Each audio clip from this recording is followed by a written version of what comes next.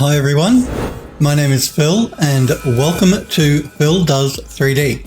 I'm a multimedia and 3D artist and I stream live on Twitch on Mondays and Tuesdays at 5 p.m. Pacific Time in the United States, which is 10 a.m. in Australia or 1 a.m. if you're in the UK. If you do miss the live streams, you can catch up and watch them at any time by clicking the videos tab on my Twitch page. Smurfberry Barbecue, you are first. Contiki is second. It's good to see you guys. I hope you guys are well. Hope you're all holding up well. What are we doing? We are going to continue working on the House in the Hollow game, which you can wishlist on Steam right now. Just type !Steam in Twitch chat or click the graphic in my panels below my stream. It'll take you to the Steam store page where you can wishlist the game. Okay, so we're working on the stairwell for that game. We started texturing it up yesterday in Substance Painter. We're going to continue that today and finish off the texturing for that. I wanted to take a few more. I didn't want to sort of like rush finishing it yesterday because it's a major feature in the game. So I wanted to make sure we had enough time to do it properly. So let's jump into Substance Painter and check out what we've done so far. So yeah, we started texturing it up yesterday. We're going to continue texturing it up today. Well, we're going to finish texturing it up today, I should say. Alrighty. So first things first, I noticed here this little piece that joins the railing section together. It shouldn't be wood. It should be the same color as the actual railing, the metal. So we've got to fix that first. And the reason it's, what I'm going to have to do is I'm going to have to jump into 3D Studio Max and just change the color of the vertex for that piece of mesh. So that will be in here. Let us turn Vertex Color on. At the moment, it's the same color as the railings, and it really shouldn't be. It should be the same color as the banister thing. You guys know what I mean. So let's fix that up. The thing on the thing, you know what I mean. Come on, Max. Behave yourself. Let's change that color. Smurfberry says the thing with the stuff and the other stuff. That's right. You get me, Smurfberry. You know what I mean. The thing with the stuff. Okay. So that's that piece. I'm just going to check the others now to make sure, see if I want to make any changes here. Don't know that I do. I think everything else should be okay. Maybe this piece here as well. I think I might change the color of that. I'm going to change that to the same color as the outer wooden helix thingy. The thingy on the thingy. So let's change that color. We'll make it the same as that. All right. Aside from that, though, I think we should be good. Again, I'm just going to make sure. I've got to think about this. Phil has to think. Phil's got an old brain, he has to think. Okay, so we're going to make those brass, which means that can be a brass, and they can be a brass. This piece here, though, I don't want it to be a brass, so I'm going to have to change that to another color. That can be the same color as that, I think. Yeah. Phil thinks 3D, that's right. And Phil can't talk.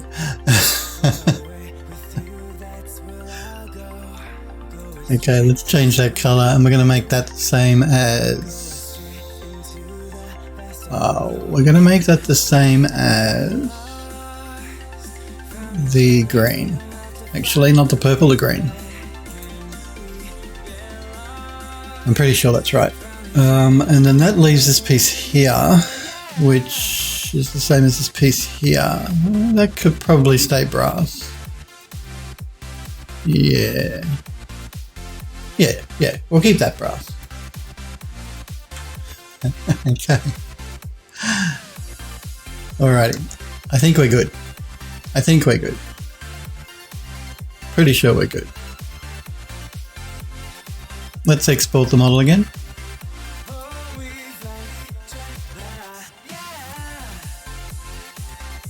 Let's get into the right folder, and we're calling it Spiral Stairs Paint.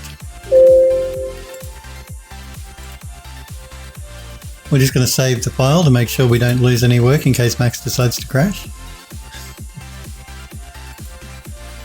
As always, guys, while I'm working, if you've got any questions, please feel free to pop into chat and ask me.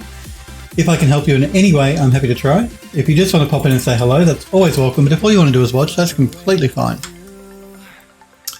So we need to update our project and reload the model.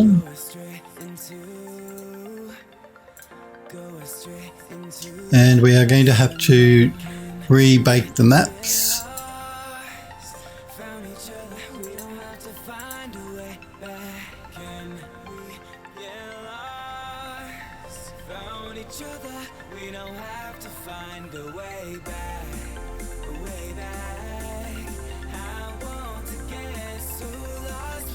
And wait for Substance Painter to catch up to Phil.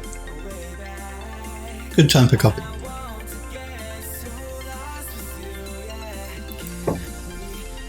So yeah, this is a really large asset. It takes up 2 floors in the hidden room.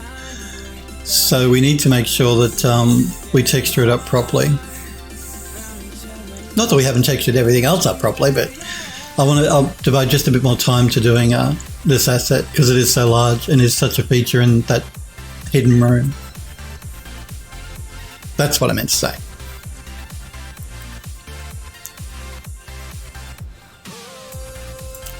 Okay, I'm just going to remove the ambient occlusion map because we don't actually use that at all. Because we're bringing it into the Unreal Engine, Unreal adds its own ambient occlusion. We don't need to bake it down.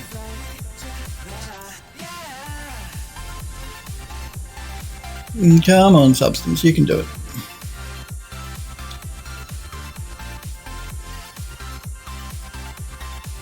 And remember, if you're in Australia, in Melbourne, where I am, masks are compulsory from tonight.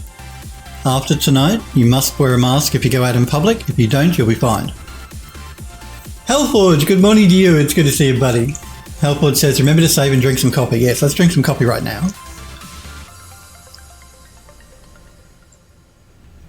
And once Substance Painter here is caught up to me, then I'll save. Because we just did an update on the model for the Vertex coloring, just a couple of bits and pieces, a couple of bits and bobs.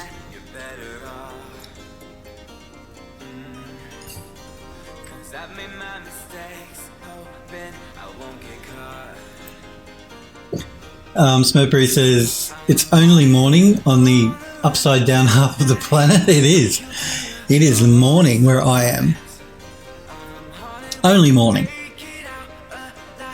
I know you guys in the United States at the top end of the planet are in the evening now. And you guys in Europe are in the early hours of the morning, so. Come on, Substance.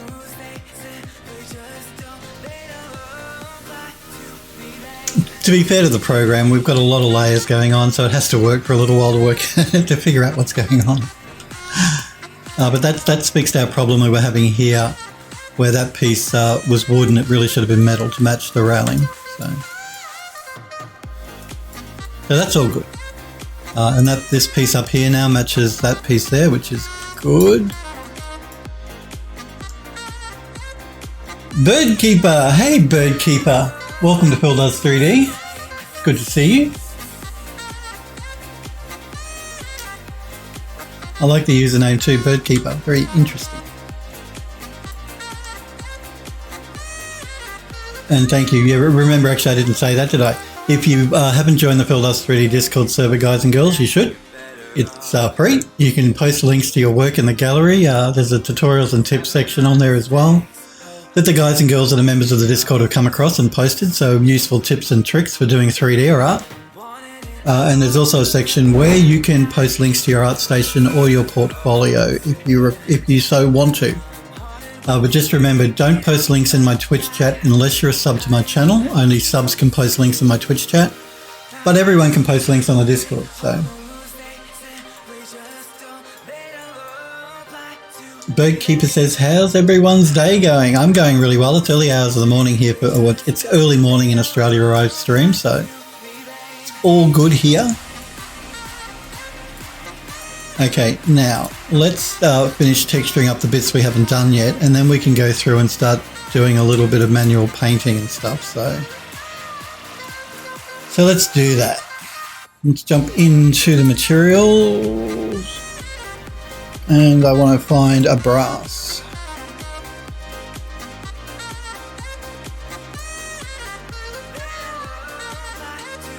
I did actually create an interesting smart material that we're using for the Magus book for the game, so we'll see what that looks like.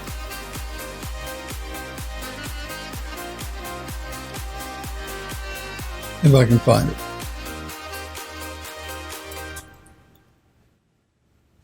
Birdkeeper says, I like the staircase. Thank you, Birdkeeper. This is going to be... I'm working on assets for a game that you can wishlist at the moment on Steam, called The House in the Hollow, and this is a bookcase, a stairwell that's going to in a hidden room in that game. So we will be jumping into the Unreal Engine soonish once we're finished doing a few more assets for the attic, because that's what we're working on at the moment. We're working on the attic for the game.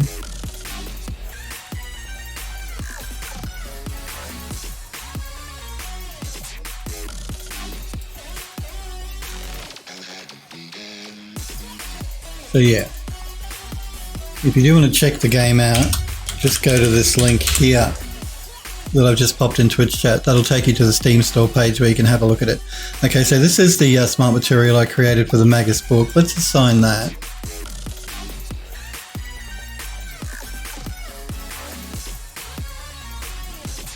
And again, I've just got to wait for Substance Painter here to catch up. More copy in the meantime.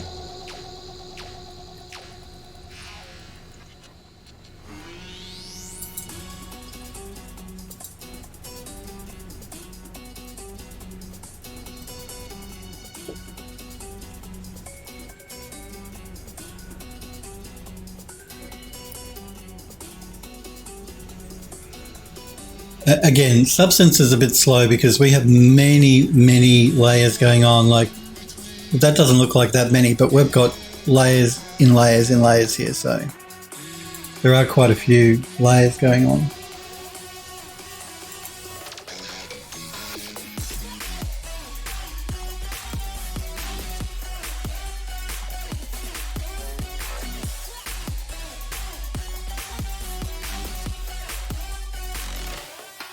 Okay, now we want to make some adjustments here.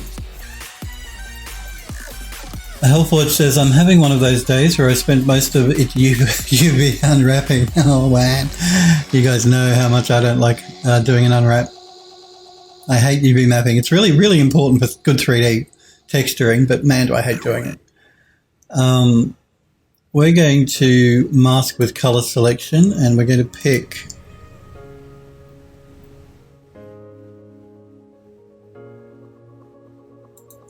this bit down here. So what that has done is it's added that brass color to these pieces through here, and also to this little bit at the bottom of the step down here, as well as these pieces here that join the wooden helix together, just to add a bit more interest. Gold against the brown wood always looks really interesting.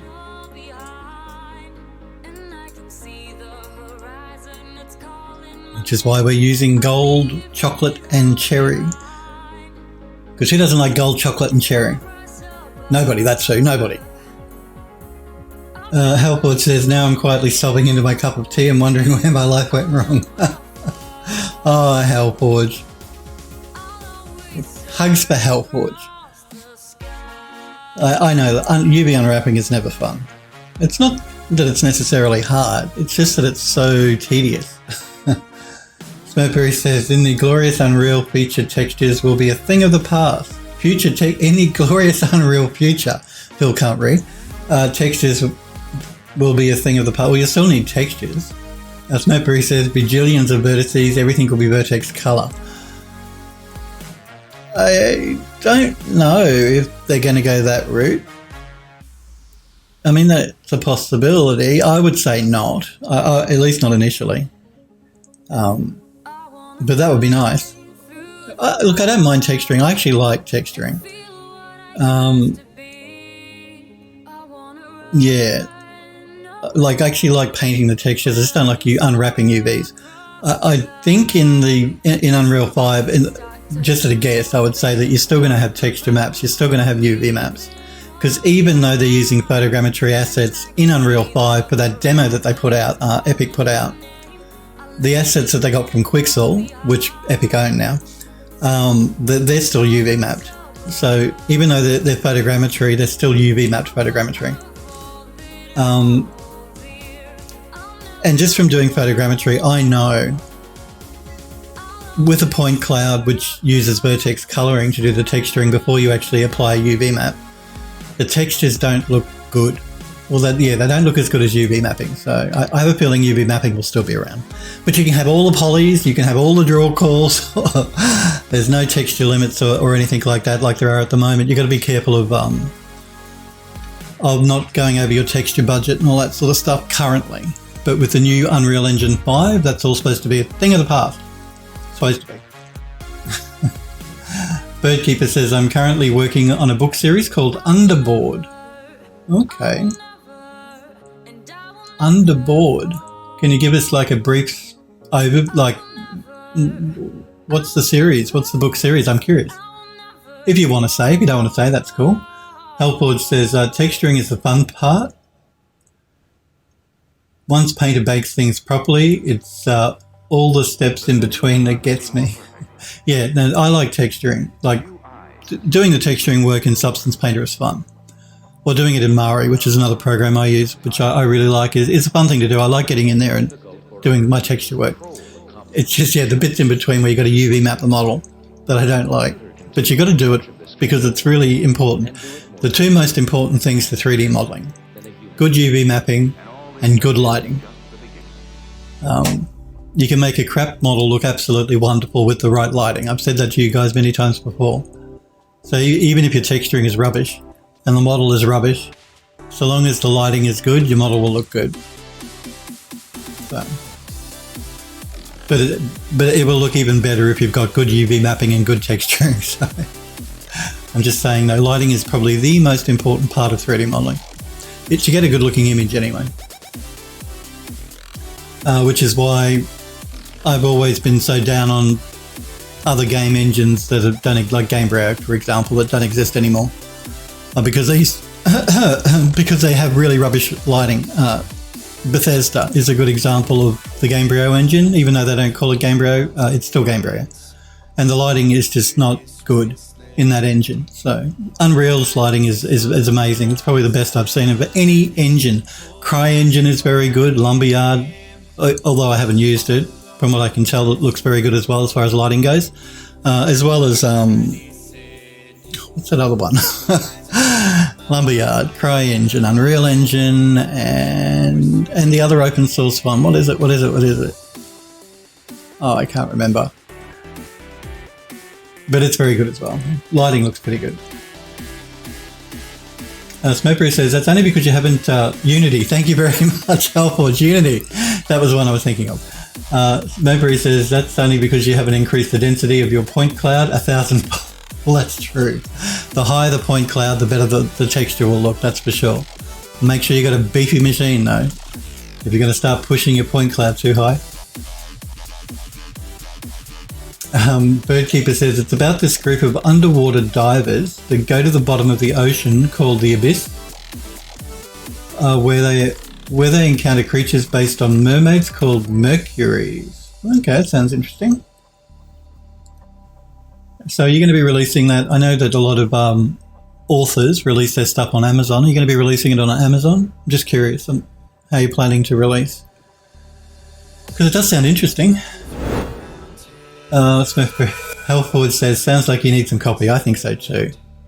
I think so. You can never have too much copy. That's okay. I get the gist of Birdkeeper says I had some typos. I can generally get the gist of what you guys say because when I type I mistype and misspell, and I can usually work it out. Helford says I was playing with the lighting on the scene earlier today too. That's the whole reason why I spent most of the day preparing all the meshes for Painter and Unreal, because Blender's light control is lacking, to say the least. Yeah, look, again, and I haven't used Blender. Look, it's free open source 3D software. So if you want to do 3D, which is why I'm on Twitch, to encourage you guys and girls to do 3D, use Blender. If you don't want to spend any money and you're not sure if you're going to like doing 3D, then download, install Blender, use it, see how you go. Because it is completely free. I don't play favorites for 3D programs. They're all very good nowadays. I personally use 3D Studio Max simply because the ArchViz studio I work for, we use Max exclusively, and the game studio I'm working for, we use Max and Maya. I use Max there as well. But that's just because I've been using Max for donkey's years. I'm used to it. Remember too, though, if you are a student and you have a student email address, you can get a free 1-year license for either Maya or Max or a whole range of the software that Autodesk produce completely free. They give it to students for free for a year. Now, they have recently changed that where I think they require you to send in proof that you're a student, so a scan of your student ID or a scan of your enrollment to a course. Provided you can do that, then you can get it for free. If you can't do that, then they have an indie license of Maya and Max, which is, I think, $250 a year, which is really good value compared to like the $1,600 to $2,000 it would normally cost to subscribe to Max or Maya for a year. So just things to keep in mind. If you do want to go that other route, you do want to spend a little bit of money, get the indie license for Max or Maya if you're interested in those programs. But Blender is free and it's very good. Birdkeeper says, yeah, I'm the artist for the book and the author says it will be on Amazon. Yeah, I know a lot of authors are released on Amazon, so. Okay, now. Helford says, I'm on Steam too for the Valve Snobs. Yeah, oh, it's on Steam too for the Valve Snobs. Okay, cool. I'm confused. Are you saying a Birdkeeper, is the book going to... Steam don't release books, do they?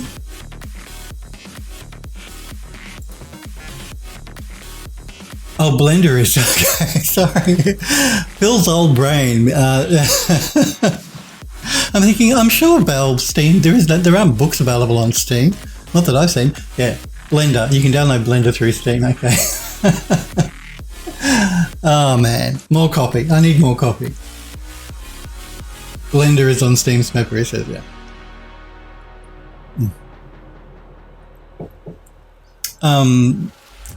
So do you do a lot of, I'm just curious, Birdkeeper, do you do a lot of artwork for authors, for books? Because I know that a cover of a book is one of the most important things. It's the thing that sells the book generally. It's what people notice and will sort of, well, it's like that with any marketing, I guess. But particularly for books, the cover is the most important thing. I don't know if you're doing the cover art or if you're doing artwork for in the book, but I know the cover is very important. I'm just going to rename this folder Brass Edging. And I'm going to do a quick save because, you know, we're working with software here and software can be unstable. So there you go. If you want to download Blender, you can either go to blender.org, I believe, and download it directly, or you can do it through Steam. So if you've got a Steam account and you play games, you can download Blender through Steam. No excuses. Okay. Now I want to look at these, this outer wooden helix thing here first. And I do have my folders named so that we're nice and organized and doing it the right way. Outer spiral, I believe it's this one here. Let me just double check. I'm just turning it off and waiting for Substance Painter to catch up to me. It will be the right one because I have named it correctly, but, you know, we'll double check.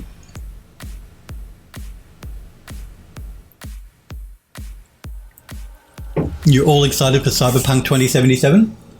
Due to be released in, I think it's November now. Should be very cool.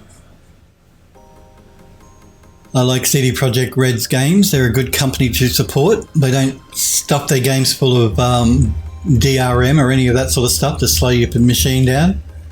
And they do good work. Like, they give you good value for money in their games. They really put a lot of work into the stuff they release, so I'm sure they're going to do a great job with Cyberpunk. Hellforge says Substance Painter and Designer are both on Steam as well. Yeah, I know they are as well. It's like half the price of what you'd pay on the website. Really? I knew that they were available on Steam. I didn't know that they were half the price. Hellforge says, I'm really excited for Cyberpunk. I just don't have the hardware to play it on this toaster. Yeah. Well, they're going to be making heavy use, I believe, of ray tracing in Cyberpunk. It's an NVIDIA-sponsored title, so I'm sure that NVIDIA wants them to use a lot of ray tracing. We should have the new video cards for NVIDIA by then anyway, and AMD. They both should be released before the game is released, which makes me wonder whether the CD Projekt Red delayed release of the game, not because the game probably wasn't ready, but because they wanted to do a marketing campaign around the new graphics cards, which is fair enough. I mean, you know. They can take as long as they need, so long as the game is good, which I'm sure it will be. Smurfberry says, I think I need a new computer before Cyberpunk. I think everyone does. Smurfberry says, this one might play it on lowered settings. The CPU is the oldest component. Postmotive! Hey to you as well, Postmotive. Welcome to Phil Does 3D. I hope you're well, Postmotive.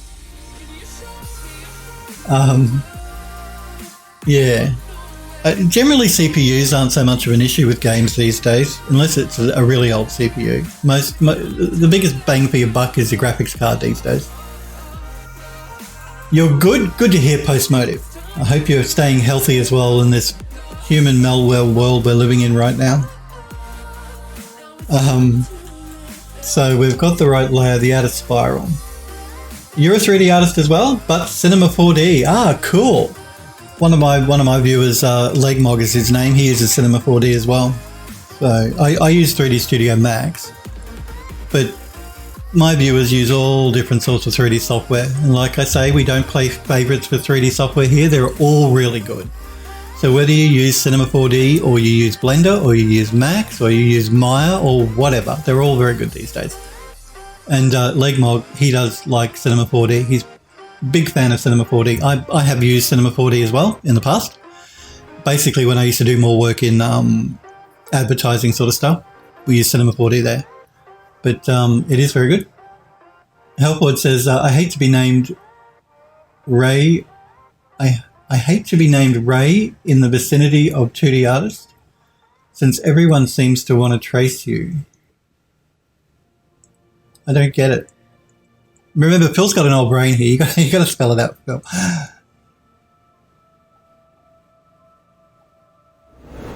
Oh, okay. I get it now. It took me a while, but I get it. I do get it.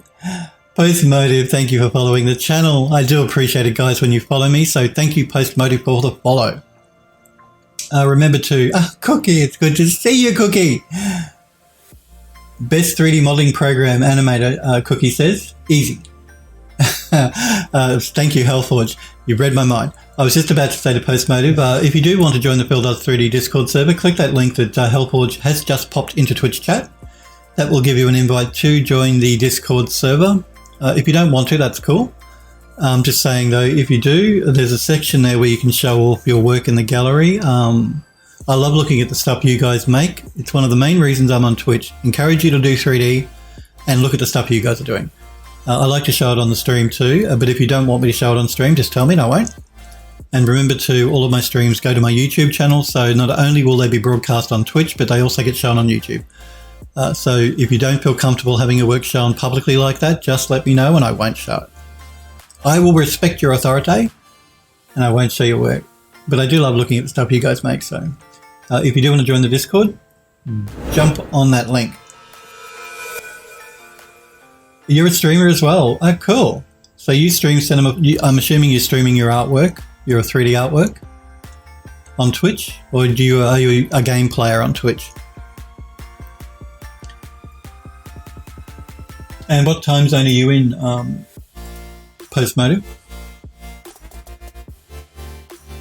Postmotive says, I can send you last project from stream.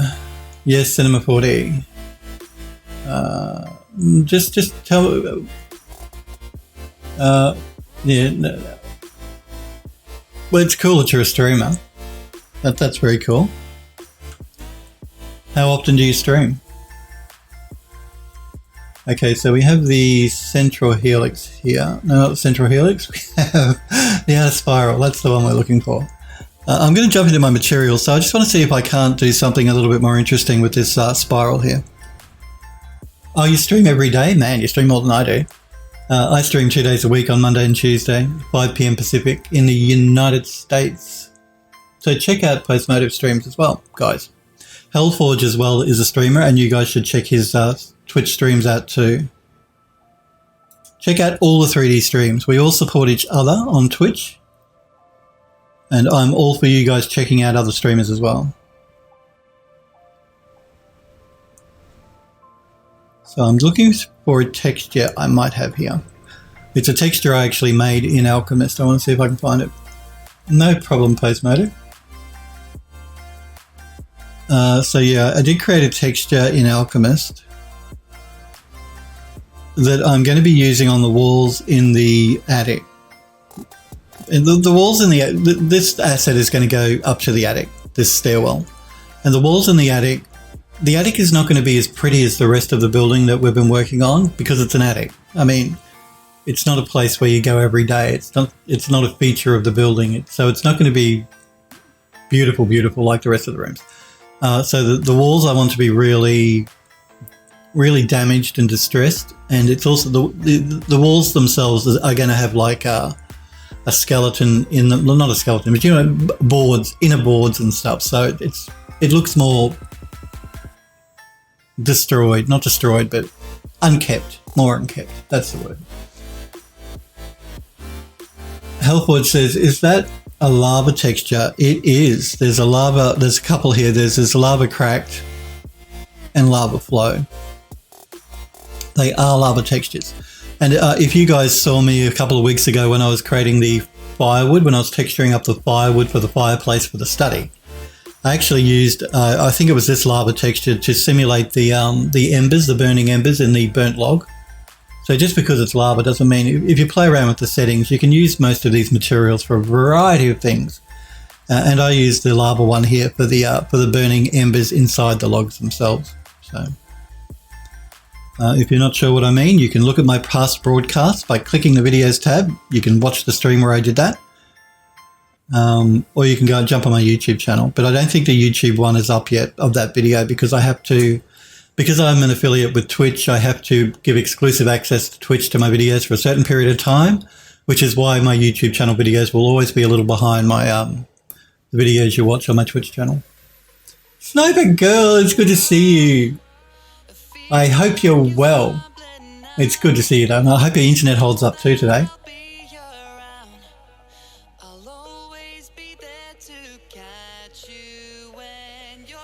Yes, and Sniper Girl is congratulating Hellforge. Hellforge is one of our newest moderators on the channel. So Smurpery Barbecue, Sniper Girl, Sniper Echo, and Hellforge are all moderators for my channel. So if you want to complain to anyone, complain to them. No, if you want to complain to anyone, you complain to me. You leave my moderators alone.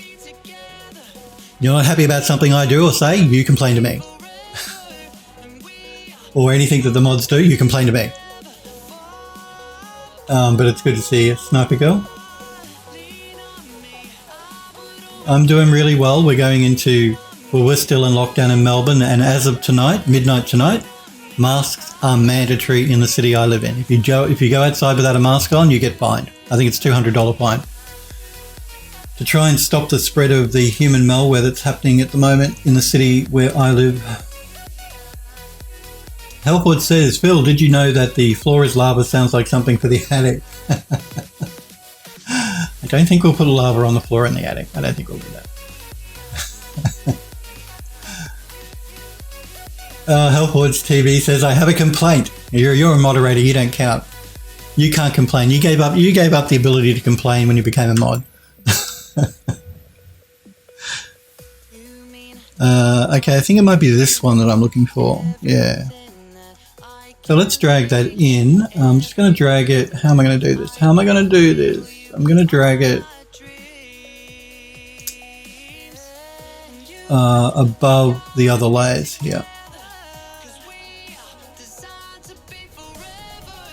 I'm not even sure if it's going to work. This is one of the things I like about Substance Painter. We can sort of play with it and see if it's going to work. And if it doesn't work, we can just remove it.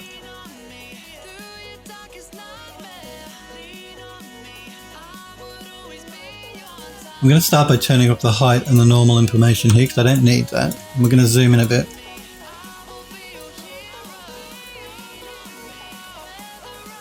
So I think we need to keep the normal on. We don't need the height though. We're going to start by rotating it 90 degrees.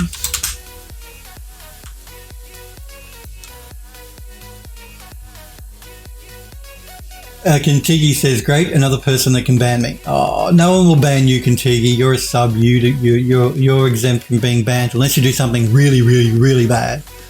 You won't get banned. You'd never do anything bad anyway, Kintigi. Hellford says, UV unwrapping sucks. Yes, we know. Hellford says, where the shot. Sniper Girl says, I am just started on working on assets for the battle maps. That's because you're doing, yep, that sounds cool. Check out the Discord server if you're not sure what Sniper Girl is talking about. Figured out how I'm wanting to go about it. Want to include 360 renders with the battle maps, similar to what I did with the van. Mm-hmm. So people will be able to see what the environments look like for more immersion, I'm assuming you're saying.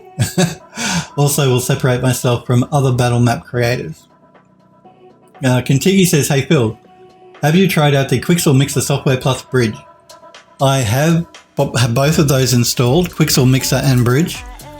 I use Bridge a bit. Bridge is actually the free... Epic Games bought Quixel, and Quixel make two programs. They have two things called Bridge and Mixer. Bridge is like photogrammetry assets that you can download for free if you're making a game in Unreal, only in Unreal, otherwise you've got to pay. So I use that, but Mixer I don't tend to use because I use Painter. I played with Mixer. Mixer is free, so if you don't want to spend money on Painter, you don't want to give money to Adobe, which I get, you can use Mixer because it's completely free. Having said that, Painter is actually better than Mixer. Mixer is still not developed enough yet. I mean, I'm sure it will get there, but yeah, I tend to use Painter more than Mixer, but I have used both. Kintigi? Sniper Girl says to Kintigi, we'll ban you only if you ask me nicely. Don't ban anyone. Guys, you moderators, you behave yourselves. Don't go banning my viewers. People only get banned if they do something really bad. Smurfberry says, unwrapping isn't entirely awful, but hand packing is the worst. It certainly is. Sniper Girl says, unwrapping in general and packing isn't that bad. Yeah, Sniper Girl is one of those strange people that's never minded UV mapping. She's a bit strange. No, I get it. I don't like doing it, but I get that it's important. I'm just going to making some adjustments here to the position of this texture we've just added.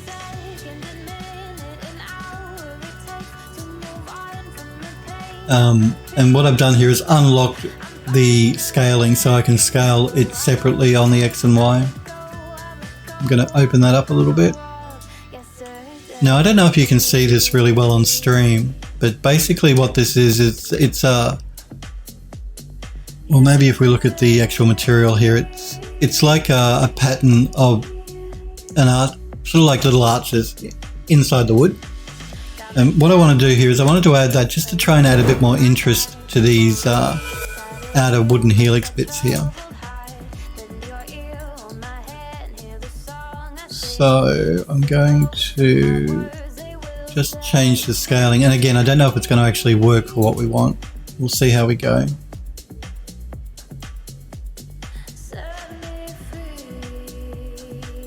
Now, these sliders in Painter can be a little bit fiddly to work with, so because a small adjustment can make a big difference. So if you hold down the Shift key, you can it sort of restrains it a bit, so it's a little bit easier for you to work with. It doesn't jump around quite so much. I'm just going to play with the offset as well.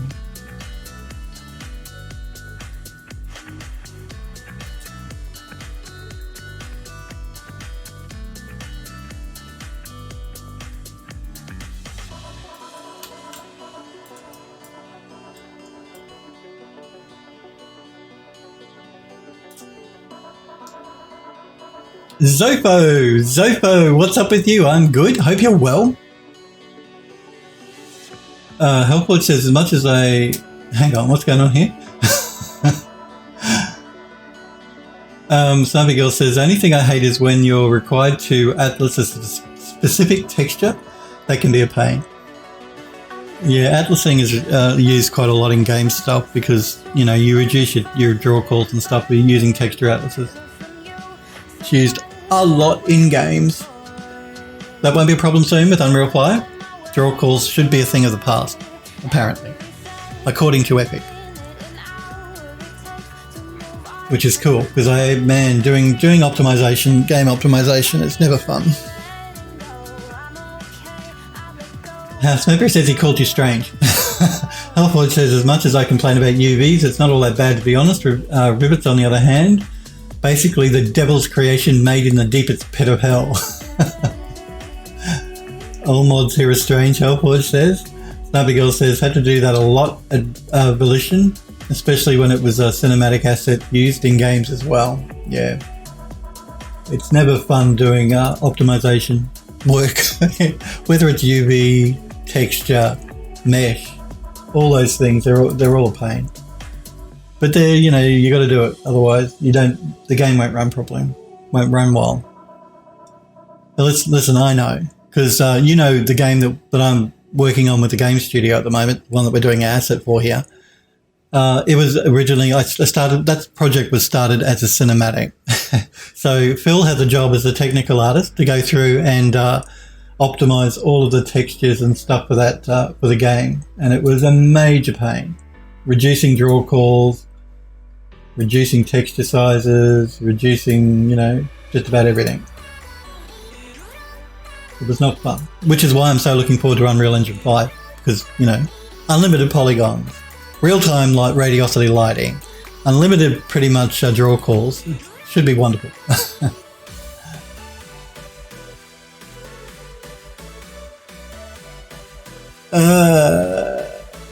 Zopo says, so I'm playing with all the cool Boolean stuff in Blender. However, the Geo2 generates isn't very good.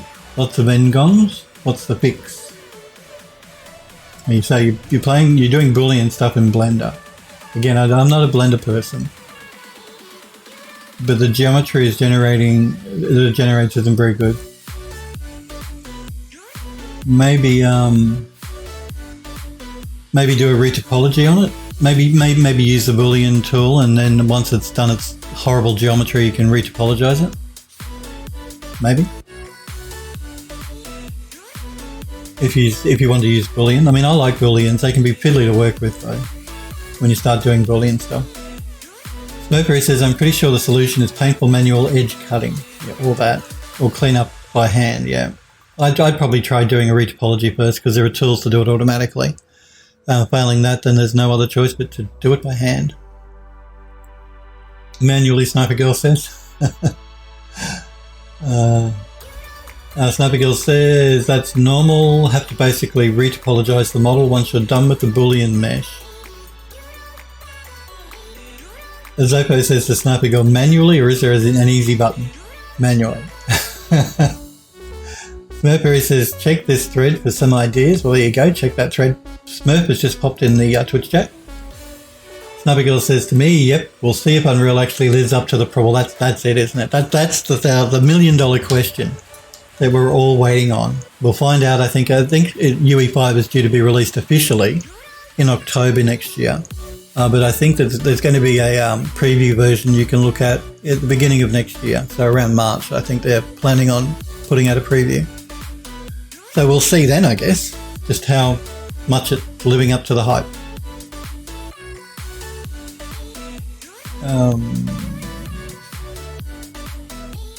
Zopo says, so are people saying no retopology with Unreal 5 or what? Pretty much, I believe. They're saying you can take a really high resolution model directly from, say, ZBrush or a photogrammetry model, which are generally millions of polygons per model, directly into the engine. But that's what they're selling it as. No, if they can do that, then that'll be a major achievement. Look, I have faith in Epic Games. The Unreal Engine 4 is an amazing engine, so I'm sure Unreal Engine 5 will be amazing as well. I have no doubt that Epic will give us something great to play with. And I look forward to seeing the games that come out with it as well. They're just going to be amazing. Visually, anyway. Hellforge says to Zofo, one thing you could try would be to select all the edges involved in the catastrophe area and Alt-F to generate triangulated faces across the selected one. Yeah, if you have that problem in Max, there's also a modifier called Quantify, which you can use to try and clean up. What it's going to do is it's going to increase your poly count, but it should help to clean up any geometry automatically as well. And then you can do some reduction after that on the model if you need a lower poly. And that's called the Quantify modifier in 3D Studio Max. Zopo says, what about the Triangulate Modifier? Hellforge, I was actually watching his stream a few days ago and he was talking about that modifier, I believe. Gotta be careful with that one. Zopo says, I don't want to retopologize, I just want to create. Hellforge says, that only works on existing geometry. Alt-F generates new faces to help clean up the Boolean area. Yeah, you do have to be careful. I know a few people have run into issues with that Triangulate modifier in Blender. Now let me see here. Again, I don't know if this is going to work for what I want, to be honest.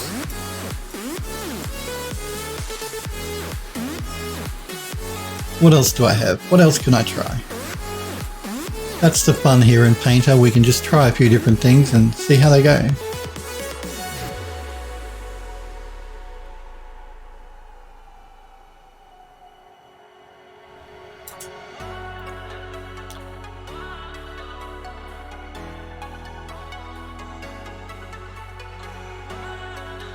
Zofo says, I used the triangulated modifier and then imported the model into Maya. It was terrible. Now, again, I'm not a fan of ZBrush. I hate ZBrush. Look, I like the program. I hate the interface. But it does really, really good retopology. So I try and stay in Max to do all my retopology, but if there's some model that's just giving me a major pain, I generally take it into ZBrush and get it to auto-retopologize for me, because it does a pretty good job. But that's a separate program, of course, again. And ZBrush is not cheap to buy either. But failing that, yeah, just doing it by hand is probably the tried and true best way to do it. Not the fun way, but probably the best way.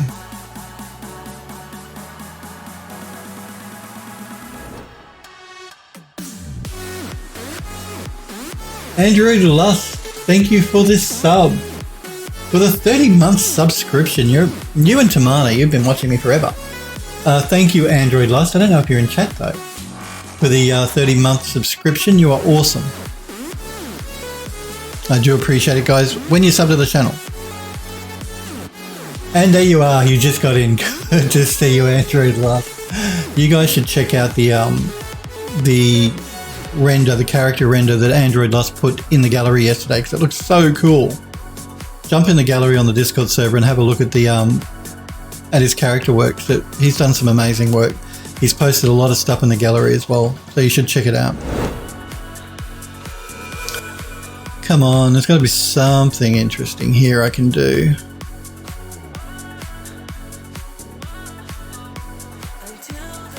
Remember, if you're using Substance Painter, there's a free resource where you can download a lot of different materials. I can't remember what they're calling it now. Like there's Substance Source, I think, which is where you got to pay a subscription to download the materials. But there's a free version of that as well online, where you can get a lot of materials to download too. Like those lava textures you saw, I believe I downloaded those from the free resource.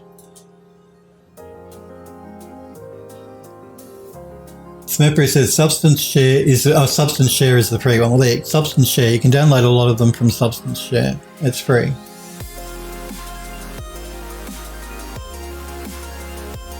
Substance Share, yeah. Contigi says, "Oh, really? Yes, you can."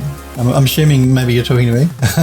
Contigi says, "I have the Steam version of Substance Painter and Designer." Yeah, it's a separate website from Algorithmic, Adobe. I don't know which one now. And I don't know if they're updating it anymore since Adobe bought Algorithmic, but the website is still up. You can still download free substances from that website. So keep that in mind. And yeah, the lava textures that we were talking about before that you saw in here, I downloaded those from Substance Share, the free resource. Not all of these are the free ones, but you can get a lot of free, really cool materials from the free resource. What I tend to do now with Substance Alchemist is make anything that I need, because it's before Alchemist you had no choice. You either had to use Designer to make your substances or download ones people had made. But with Alchemist now you can pretty much mix and match your own substances, so that's what I tend to use now. If I need something, I'll use Alchemist, Substance Alchemist. But you can use Designer. Designer is a pretty full-on program though. Android Dust says it should still work. Contigi says Substance Share, will check it out. Thanks. Yeah, no problem. Do check it out. Just type Substance Share in Google search, and it should be probably the first result you get in Google. You have to create an account, but you do that for free. They don't charge you, so you got to log in. But once you've logged in, you can download for free. Hellforge says, I've seen some free substance material as well on the ArtStation marketplace. Yes, you can get a lot of stuff from the ArtStation. People give away a lot of stuff there. Remember to save and drink. Actually, I don't want to do a save until I fix this bit up here, because that's the only thing I've changed. But drinking coffee, that's a good advice.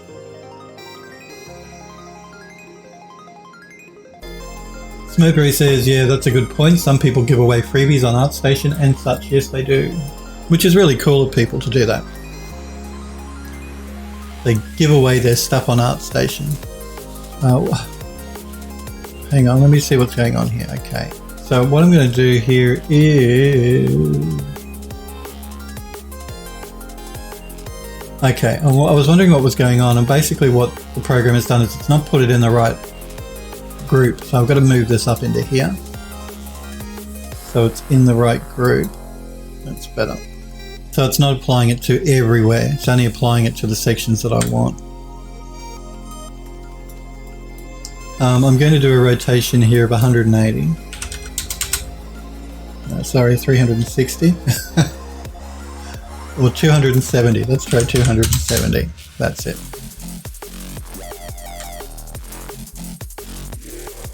Now, we need to try... So the reason I'm not sure whether this is going to work is because we need to try and align it so that it sort of aligns between that helix and this helix, where see this one's a little bit off compared to this one, and I don't know if we're going to be able to actually get it to align correctly, so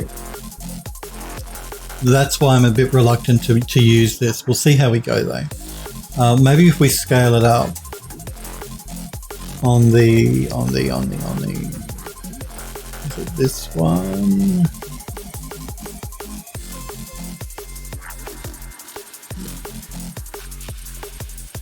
Yeah, if we're careful with our scaling, we might be able to get away with it, just maybe.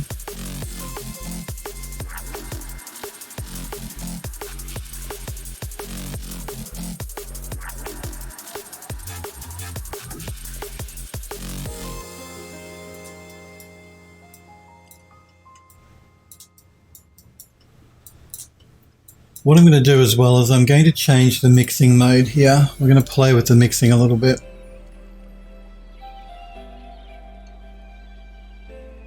Because at the moment it's killing all the textures underneath of it, so if we play with the mixing,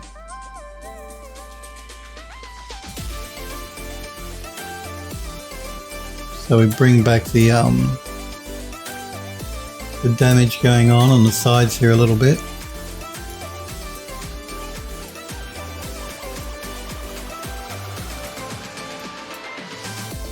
I might actually scale it up a little bit more as well.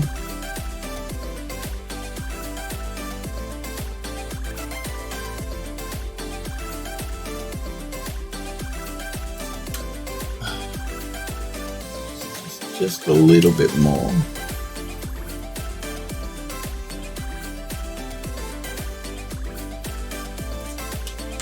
That's better. That's better.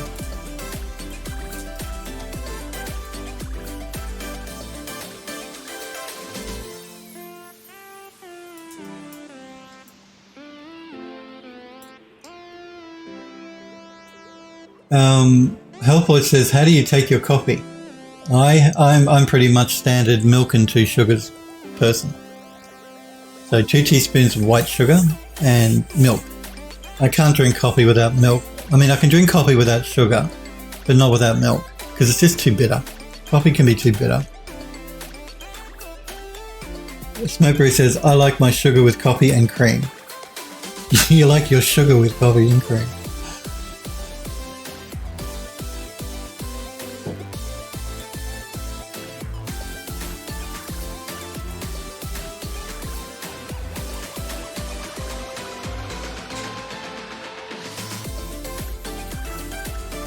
Android Love says, I prefer water, hold the coffee.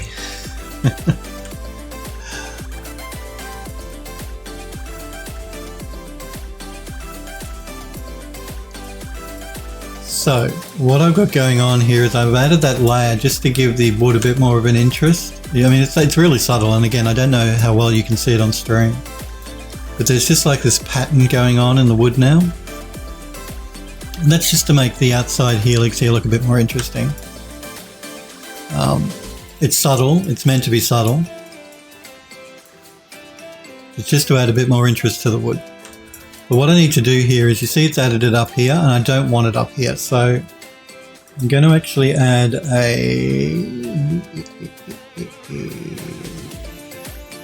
it a fill layer? I believe it's a fill layer. Hang on, maybe it's not a fill layer, hang on. Let me think. Yeah, not a fill layer. We don't want to fill that. Bad fill. We want to add, I believe it's a paint layer.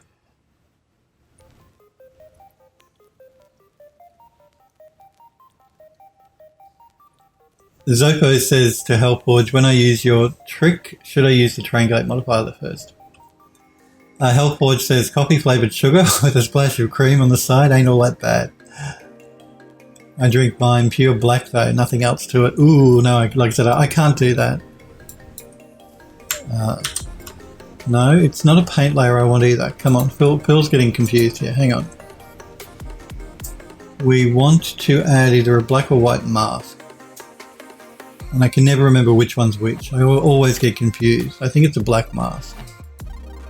No. I believe it's a white mask. Yes. And I'm just going to paint out the detailing we've got going on here around this circular piece at the top, because we don't want that to have that detailing.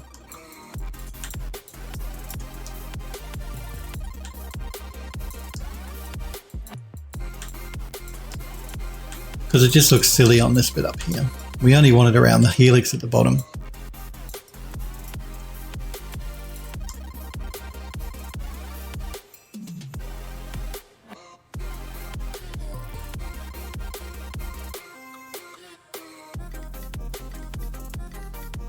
Show mask. Why do you want to see the mask? It's a white mask.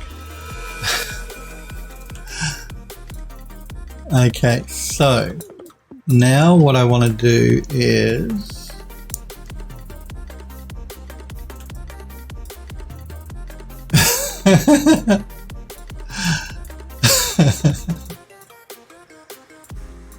Ah, Smurfberry.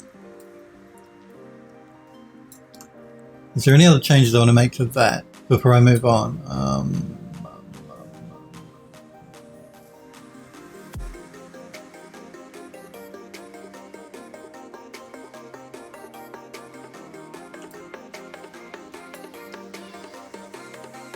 Smur Helpwood says, I bet it's a hot pink Hello Kitty mask. What you want to see my mask? It's just a normal, one of those normal medical mask things. If you're talking to me, and you mean that. Yeah, my masks that I have to wear now and where I live are just medical masks. You know, the bluey green coloured thing. The ones that you can only use once and then you got to throw away. I don't have the material mask. Because Phil's too lazy to make one, I go out and buy one. So I just bought the disposable ones. But I'd like a hot pink Hello Kitty mask. I think that would be cool. Let us now. No, let me just undo that. What I'm going to do here is I'm going to just find the right layer. I believe it's probably going to be one of these ones. No, not the large banisters. It's probably going to be one of these ones.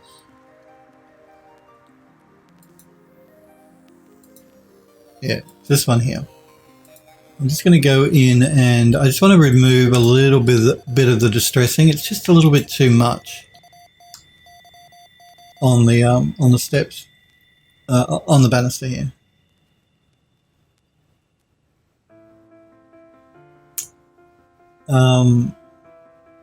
So I'm going to jump into that mask.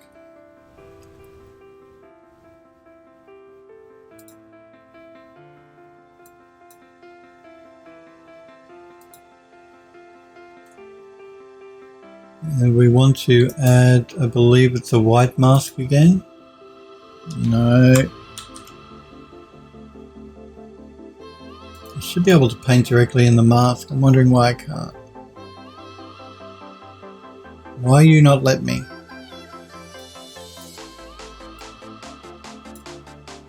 Yeah, no.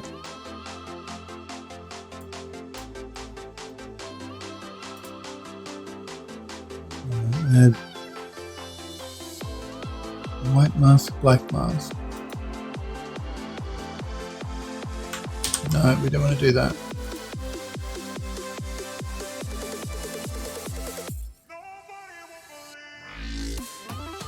Let's add a paint layer. It's not a paint layer though that I want. That's not right either.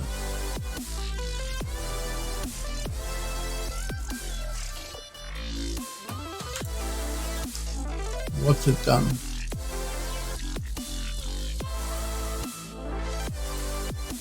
There we go. It was just a visual glitch. Give me a minute here. Let me see. Okay, we're in a mask layer. Fine.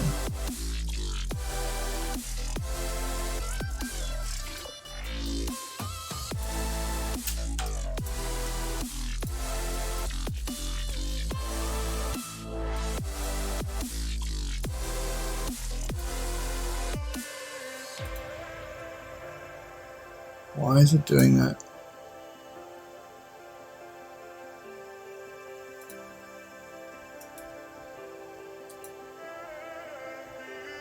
Okay, now we're in the mask. There we go. I'm just going to go, it took Philip a minute, but he got there in the end.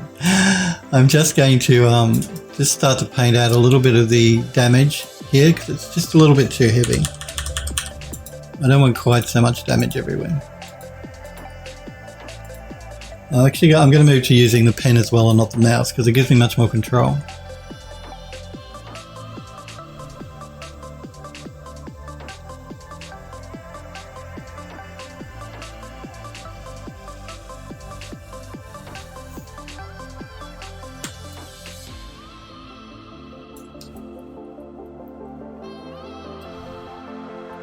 And I'm also just going to switch my brush to the dirt brush.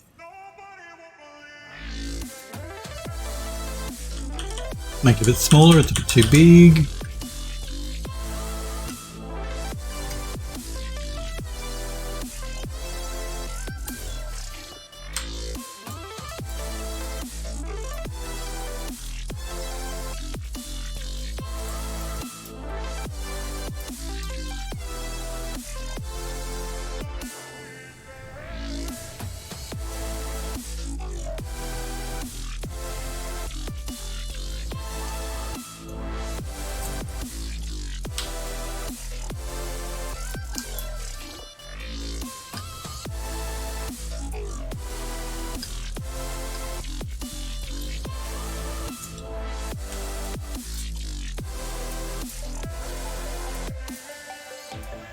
We're going to take all the steps as well in a minute.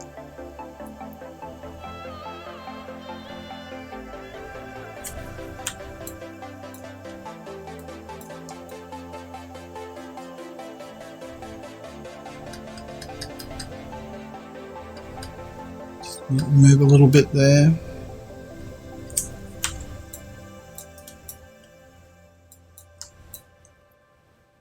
And that bit in there. And might just knock down the damage on the side here a little bit in some spots as well.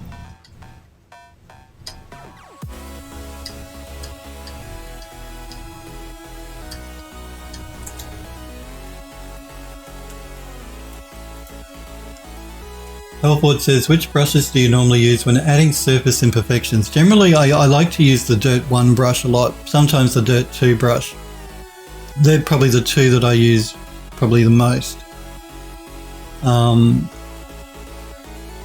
Yeah. I mean, some of these others as well. Any of the Dirt brushes are all pretty good. Aside from that, I probably wouldn't use many of the others because there's quite a few of them. I don't think there's really... Sometimes the sponge brush is interesting as well. So yeah, the watercolor, the sponge, or the dirt brushes, but I tend to gravitate more toward the dirt brushes than anything. They're generally my go-to for this sort of work where you're working on furniture or assets like this. Anyway. Snappy Girl says those are the ones I also use as well. Few favourite brushes. Yeah, it's the same with the smart masks. There are certain smart masks I always use over and over again, even though we've got quite a few to choose from. There are just particular ones that do the job really well for 99% of the stuff you need to do. So I stick to them.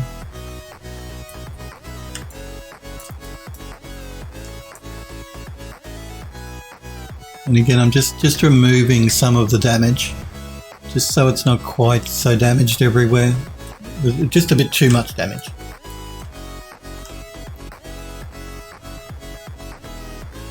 We want it damaged, but we don't want it that damaged.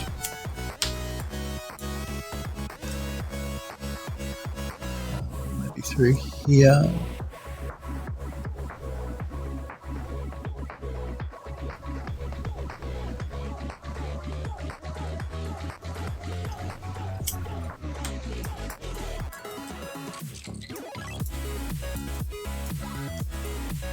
Let's just take out some of the damage through here.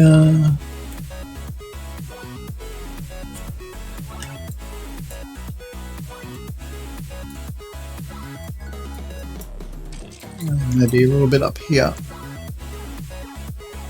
Just let me undo that a couple of times. I hit the wrong spot there.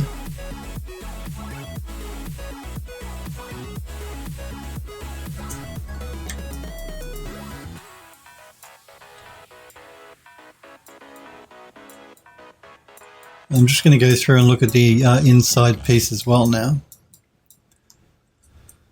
Generally with this sort of stairwell, you will get quite a bit of damage happening on the inner edge here because people will kick it and stuff as they go up and down the stairs. So you would expect quite a bit of damage along that inside edge, but not so much on the outside edge.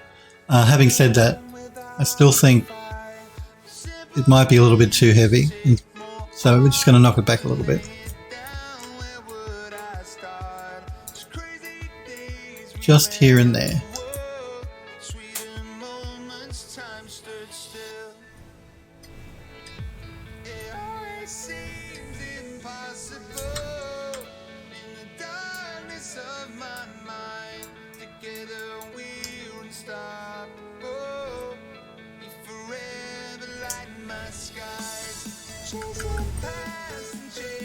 And that's also why I'm using the pen, because I don't have to, when I do a paint, I can sort of do a half opacity paint so it doesn't completely paint over it, so that some areas look like they're a little bit more damaged than others.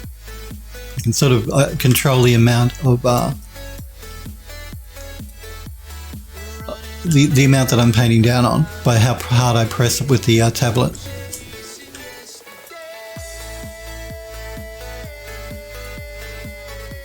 Just get into a position where we can see what we're doing.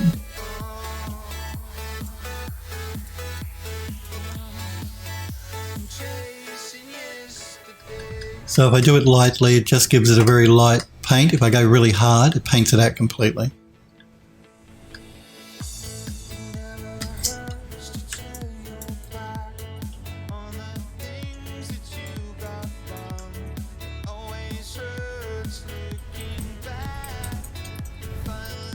Light touch or heavy touch?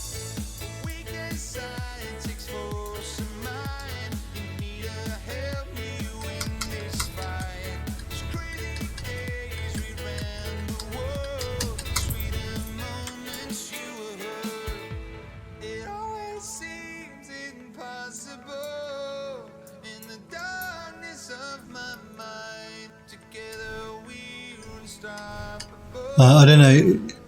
If you're not used to working with a pen as well, it can be, when you first start working with it and you're used to using a mouse, it can be a bit off-putting. Like, it can be difficult to do until you learn. But it's just practice. After a couple of weeks, you'll get used to it. But initially, working with a pen can be a bit off-putting if you're used to using a mouse, because it's a different feeling and a different workflow when you work with a pen.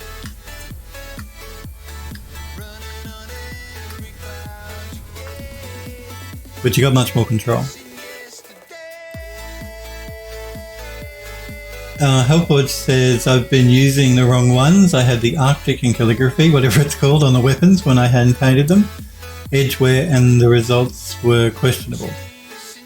Yeah, you'll find that the dirt brushes will give you nice edge wear, pretty much.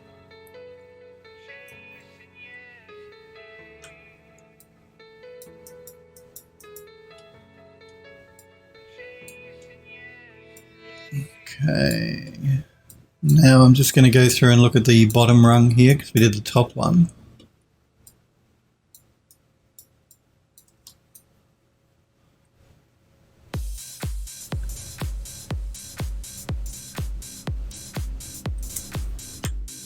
So most of our edge wear here is using a smart mask.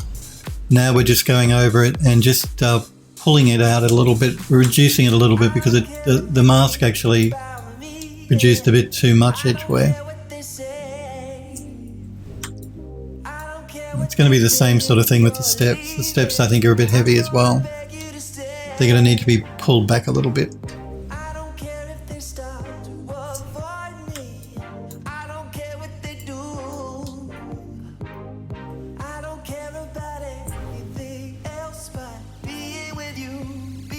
Hellforge says, been so long since I did any hand painting in Painter, I barely recall what the brushes are called.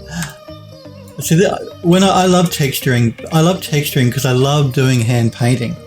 It's one of the reasons I really like using Mari, because even though now the new versions of Mari, you can actually do, they have smart masks and stuff too. But I really like doing hand painting. That's part of the fun of texturing for me, is hand painting. It helps to stop things looking the same as well. Like I've said to you guys before, as good as Painter is, there are times where everyone's stuff starts to look the same because we all use the same materials, we all use the same smart masks. So all of the assets in games and stuff all start to look the same. Going in and doing a little bit of hand painting can help to break it up and not make it so your stuff looks like everyone else's stuff. If that makes sense. You guys know what I mean, I'm sure. It just helps to make it look a bit more unique and less procedurally generated.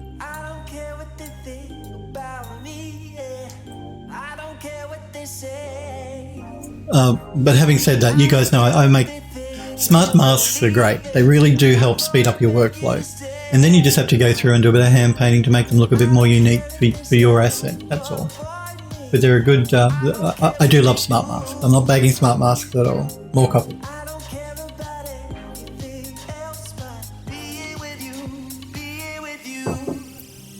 Hellforge says, yeah, just imagine trying to walk up that staircase after a long night in the pub. I think walking up would be okay. Walking down could be more of a problem if you've been at the pub. Android Lost says to Hellforge, that's what the downstairs couch is for. We've got couches everywhere. Yes, we've got a couch downstairs.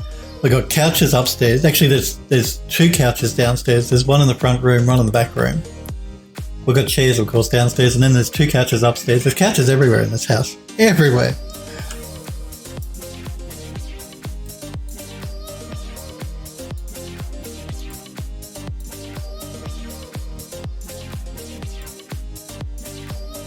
Just double checking to see if there's any other areas here I want to pull back a little bit.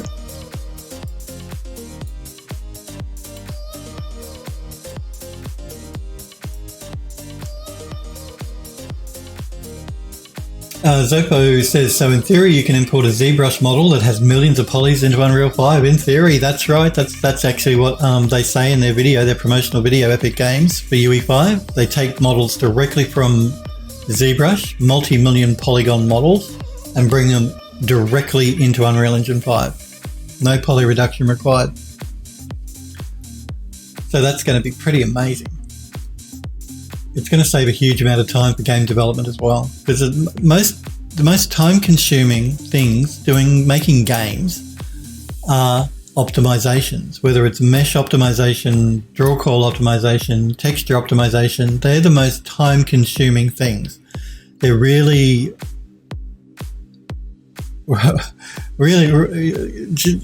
it's part of games development that's the worst part, having to do the optimization. Now, I'm not saying you won't have to optimize stuff for Unreal Engine 5. I'm sure you will. I'm not saying that, you will, definitely, but I'm sure there are areas that will need to be optimized still for a game. But just not having to worry about poly counts or draw calls or texture sizes and all that sort of stuff.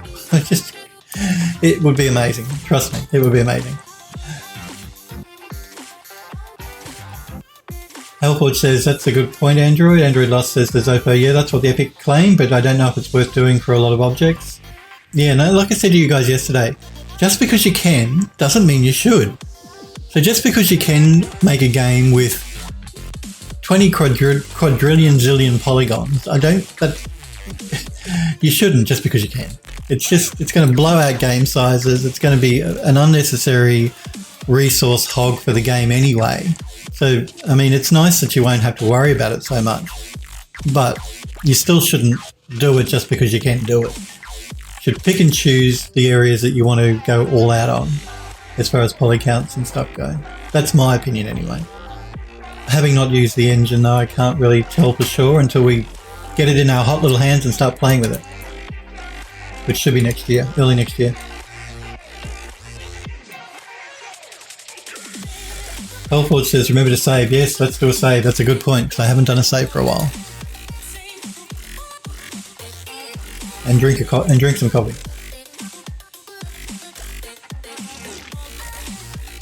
Sniper Girl says, talking about smart masks again. That's right. Smurfberry says, Phil, was there a high poly of that central helix for delivering a normal map, or did all those ridges come from the material? There was a high poly. Yes, there was a high poly initially. I did a poly reduction. I started with a high poly model, which generally when you're going high poly, low poly, the workflow is you make your high poly model. So you make your multi-million mesh model, Then you do a reduction on the polygons to turn that into the low poly version. Then you do a bake from that high poly to the low poly. You'll see me do that when we jump to doing the lift, because the lift is very ornate. So what I've done is I've made the lift in a super high poly version. We're talking like, I believe it's at least 3 to 5 million polys. And then I've made a low poly version of that, which is what we're going to do a bake down of inside of Painter here. But that's when we start jumping into doing the texturing for the lift, which should be soon. Even though the lift is going in the basement and we're working on the attic, I might just jump around a little bit over the next month or so in stuff that we're making, just because I can. Because I get bored sometimes working on one area at a time. So we might do that. So even though we're still working on the attic, which is where these stairs are going, we may jump into doing the lift, which is going to be in the basement, just for a change of pace a little bit. And yeah, you'll see me do a bake from the high to the low inside of Substance Painter for that when we do the texturing. Zopo says, is that true? It wouldn't be difficult to... If that's true, it won't be difficult to shine as a games developer. Well, I think that's the whole reason Epic Games want to put... Well, that and the fact that games are just going to start to look amazing as well. That's the most exciting thing to me. The fact that it's going to be less work for a games developer and games are going to start to look absolutely super amazing. Like we're talking photorealistic games. Not necessarily. I mean, you can still do stylized games, but you know that's a good example of one of the areas that will benefit the most from unlimited poly counts is photorealistic stuff. And so yeah, it'll make the barrier to making games much lower, which is I think Epic's goal is to actually make it so that anyone basically can make a game. Now I don't know whether that's a good or a bad thing is another question, but because some people just shouldn't make a game even if they can. But it's a good thing that more people will be able to. You know, I agree with that aspect of things. So I'm looking forward to UE4 for sure. Hellforge says, for someone who barely knows what's going on in the pipeline, what does draw call mean in practical terms and how do you optimize it? Okay, let's take this stairwell here as an example and talk about draw calls. So now we are using, let me just close these down so we can have a look. 1, 2, 3, 4, 5, 6, 7 different layers, 7 different textures, materials for different parts of the model. Now we have one draw call though, because when I export the textures, it's only going to export one texture map. If I was making each of these different texture materials a separate texture, then that would make 7 texture maps, which would be 7 draw calls. And basically every time a game engine needs to load in extra textures or extra draw calls, it slows the game engine down. So the best way to make game assets is to go for try for 1 texture call. If you're making a PC game, try not to go above 3 texture calls, so 3 separate textures per model. It would be my recommendation anyway. It really does depend on the game you're making and stuff and the platform. So basically it's the number of textures that the model has is the number of draw calls. And you want to make that as low as possible. So you want to try and go to 1 texture map per object as opposed to 7 texture maps per object, which is what would happen if we'd separated all of these different layers into their own texture map. And that's why we did the vertex coloring, so that we could condense all of these different materials into 1 texture map. Now when I say 1 texture map is 1 draw call, that's not completely true either, because even though you've got a texture map, a draw call for the diffuse texture, 1 for the roughness texture, 1 for the material, 1 for the metalness, and 1 for the normal map. So you really got more than likely 4 draw calls per 1 texture anyway. But you start multiplying that up. So if you had 7 textures and each of those has 4 materials or 4 bitmaps, then it starts to add up really quickly, and that can start to really choke the GPU and the CPU. So Contigi says, so this is channel packing. Well, yes. Well, you can do channel packing as well. That's true. You can pack all of your metallic, your roughness into the red and the green channel. That will reduce the it'll reduce the texture memory. It does reduce the draw call as well. It can get a bit confusing. Like I did that for some of the cinematic stuff that we made. When we started doing the cinematic, I started initially doing the packing in the red and the green channel. It's the best way to go as far as optimization.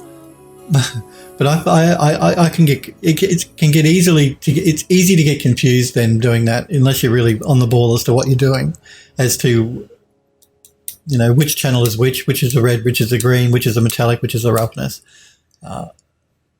It's harder to visualize as well. Like when you look at your shader in Unreal, if you're packing them all into one channel, you end up with something that looks pretty much like an orange texture, and that's because the metallic and the roughness are packed into the red and the green. And I like to visually see when I'm setting up my shaders inside of Unreal. I like to keep them all separate. It's easier for me to keep track of. It's easier for me to work with. If I need to actually do any specific manipulation on a specific texture, it's easier to do if they're not packed. But packing is the best way to go, which you can do in Painter as well. There's a preset in your export textures to do a pack. So, to package it up for a pack in Unreal. But I'm not doing that. But I am doing one draw call per object and no more than 3 if I can't get away with one. Because sometimes you can't. Sometimes one texture map for an object is just not going to be enough. The object's either going to be too large or there'll be other reasons why you can't get away with just one. So I'd go up to 3 on a PC platform, but if you're doing a mobile game, you have to keep it to 1. So it really does depend on the platform, on the game, on the asset. There's a whole lot of different variables that go into determining exactly how many draw calls and how you should lay stuff out and all that sort of stuff. Games are complicated things. Smurfberry says channel packing is where you cram textures into an RGBA channel. So storing a metallic in, say, the red channel, the roughness in the green. Yep, that's right. You can't pack diffuse. No, you can't. And you can't pack normal either. I'm pretty sure. Hellforge says, so each material has X amount of channels, metallic, rough, bump, and each draw call checks each channel for each material used. Pretty much, yeah. Every time you load a new texture map in, whether it's a roughness, a metallic, a normal, or a diffuse, that's a draw call that the GPU and the CPU is making. Every time it loads a separate texture in, that's an extra draw call.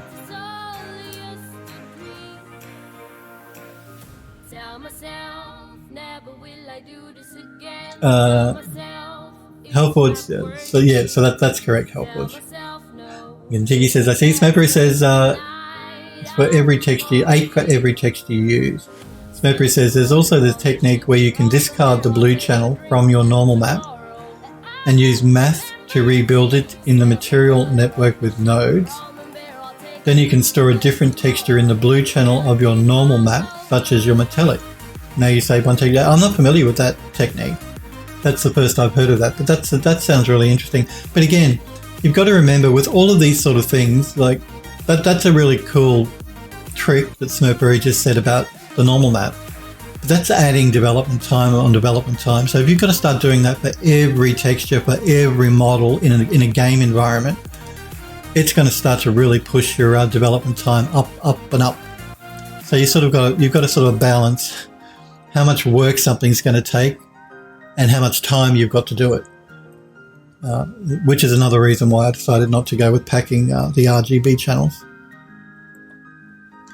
But you will save a draw call. That's for sure. All these things take time. And I think that's the other reason that Epic Games, with the Unreal Engine 5, the other good thing is it's going to save a lot of production time in the pipeline. You won't have to be fiddling with stuff so much. You'll be able to get things iterated much more quickly, and you'll be able to make a game basically more quickly. I mean, that's not completely true because you're going to need higher resolution models, which is going to take more time to do anyway.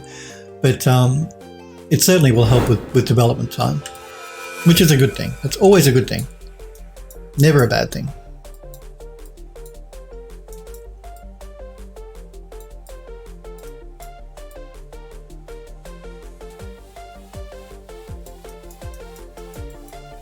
Okay, now I'm going to look at the steps. Smokery says that's why you build tools to automate your packing and node setup. Well, yes, if you're good at scripting, you can do that as well. You can build tools for your pipeline. Halford says, I think I understand now, and it makes more sense. I don't know that was what draw calls meant. Yeah, that's basically what it means. Pretty much. Now we're going to find the steps here. I want to do some just a bit of clean up on the steps, which is this layer here. And I've got to find the right layer in this layer. Okay, so it's this one here. So what I'm going to do here is add I believe it was a white mask. I always get them confused. Yes, it was a white. Yes, it was a white mask. Good. And I'm doing the same thing here. I'm just removing some of the damage because they're too damaged. You're not going to get that much wear, particularly on the back of the step. I mean, we're going to get wear on the front of the step because that's where people kick and hit. But you're not going to get that much wear along the back of the step because people don't generally touch the back of the step when they walk up and down stairs. The same with the actual steps themselves. They're just a little bit too damaged. So we're just going to paint out a little bit of the damage initially.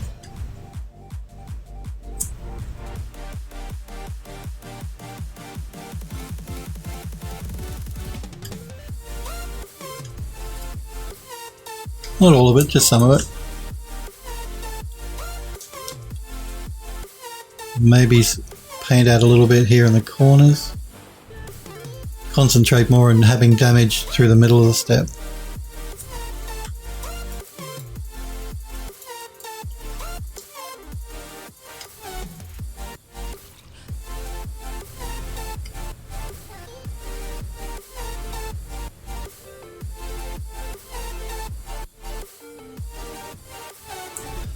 What I'm going to do is I'm going to do the tops of the steps, and I'm going to flip the model around and we'll do the back of the stairs.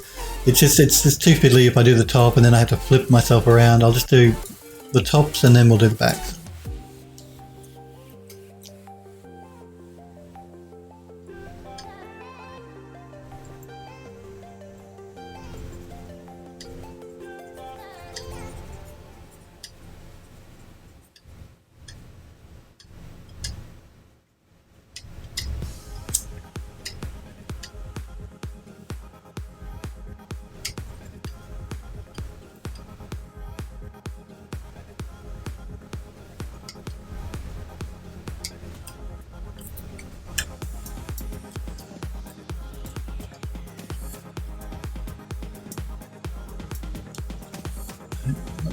Get myself organized here.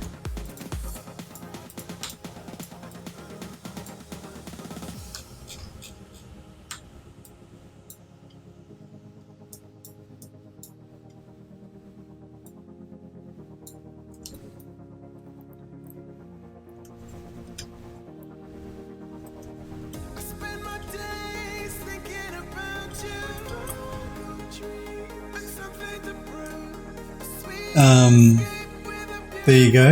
Smurper is linked to draw calls. Smurper says this is why pipeline engineers and technical artists are so valuable. It's also why technical art. Being a technical artist is a thankless job. No, it's a good job, but you have to know a lot about a lot of different things to do technical art. In demand, if you can be a technical artist, there's a lot of work. Because you need to know programming as well as art. That's pretty much the reason.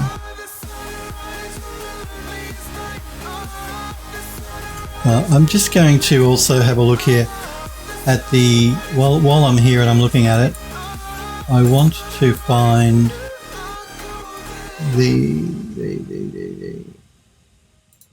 this one. I want to pull back on the height. The height's just a bit too high. I'm just noticing it while I'm working. It's actually probably the normal map. Yep. So what I'm going to do is I'm going to turn the normal map off on that underlying layer. We don't need it. It's just adding extra height to the texture.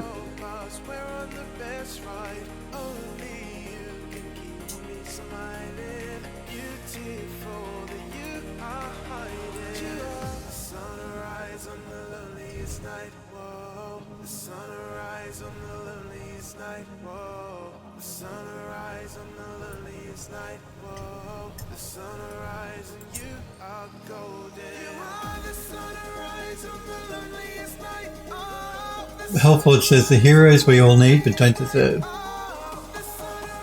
Android Lost says, would texture packing be worth doing for non-game engine renders? No. I don't see why you would do it unless you're doing a game asset. Or unless you may be short of memory or something. You're like, say you're doing a render in your 3D program and you're running out of memory. But even then it's going to use your hard drive's memory. So generally I would say no. Unless you're doing a game asset, I wouldn't worry about texture packing in the RGB channel. I don't think it's necessary.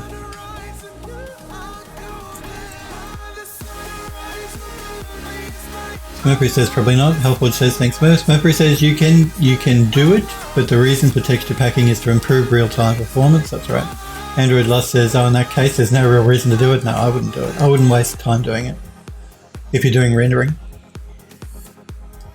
Hellforge says, to be honest, I've just been exporting with the Unreal preset from Substance Painter, and I'm not sure if that's packaging or not, but I do have to wiggle the materials around more when I'm setting it up in Unreal. Smurfy says it's part of the annoying optimization that Phil was talking about earlier, trying to squeeze every frame out of per second out of the engine. The Unreal preset from Painter does the packing. Yes, it does. So yeah, if you use the Unreal preset, it will do the packing for you. It's part of one of these templates here. So there is an Unreal one. I don't use the Unreal one. I use the PBR Metal Rough one. But the Unreal one here, packed. That will pack it for you automatically. Which is cool and all, but do remember it can be, if you start packing in the RGB channel, you can get confused really easily. At least I can, but you know, that's my old brain, I guess. Phil's just got an old brain. It's easy. Phil is easily confused. But I found, yeah, it confuses me. I forget which one is the R, I forget which one is the, you know, which one's packed into which channel, basically. That and the fact too, though, like I said, I like to do some manipulation on a specific channel sometimes, and it's easier for me to keep them separate.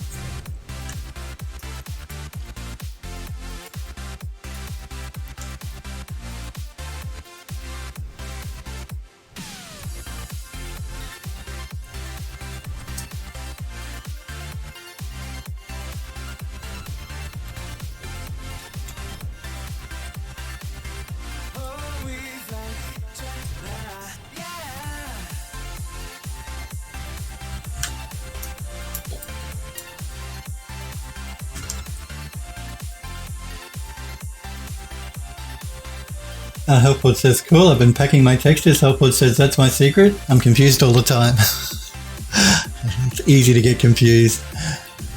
Easy to get confused with games development.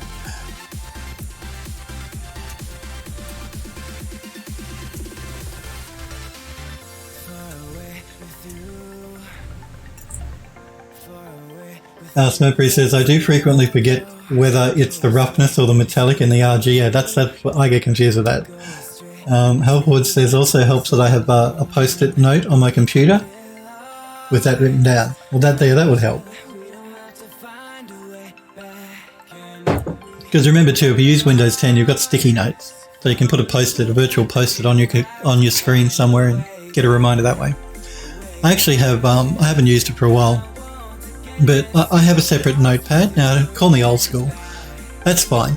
I actually like to write things down. I also have a version that I'd like that you type up in Notepad or Word.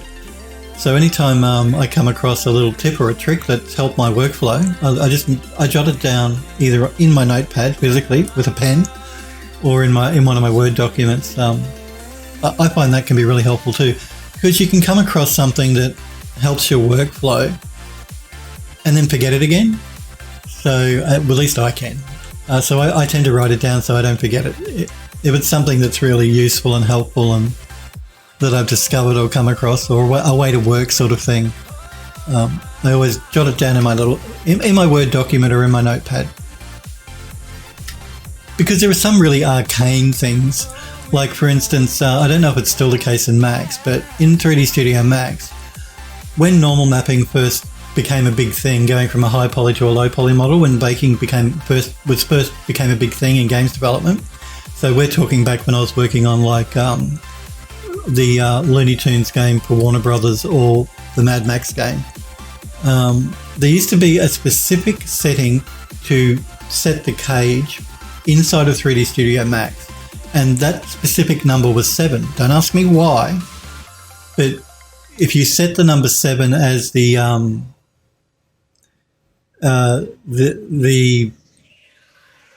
push value on the cage for the high poly to low poly model baking, it gave you the best results. So yes, little things like that I always used to write down to remember. Things that you wouldn't know unless you'd come across them, sort of thing, unless you discovered them or somebody told you about them. Little quirks, weird little quirks with programming and with art, design, 3D. There's a lot of them around. I think that's why some people have a lot of a problem doing it as well, because there are all these hidden things that you don't necessarily know that can just break stuff unless you know them. I know that doesn't make a lot of sense, but you know what I mean. I'm just going to just change this.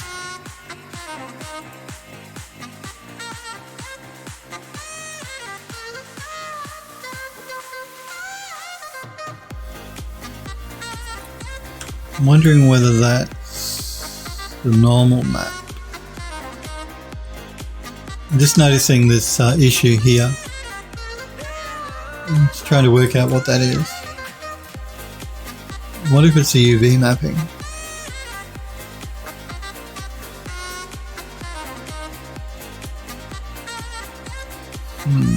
I'm going to keep doing the steps. I'll come back to that in a minute. It just looks like it's either a problem with the mesh or it's a problem with the UV map. We'll push on for the meantime, mate, so we can get this done. Let me go back to black.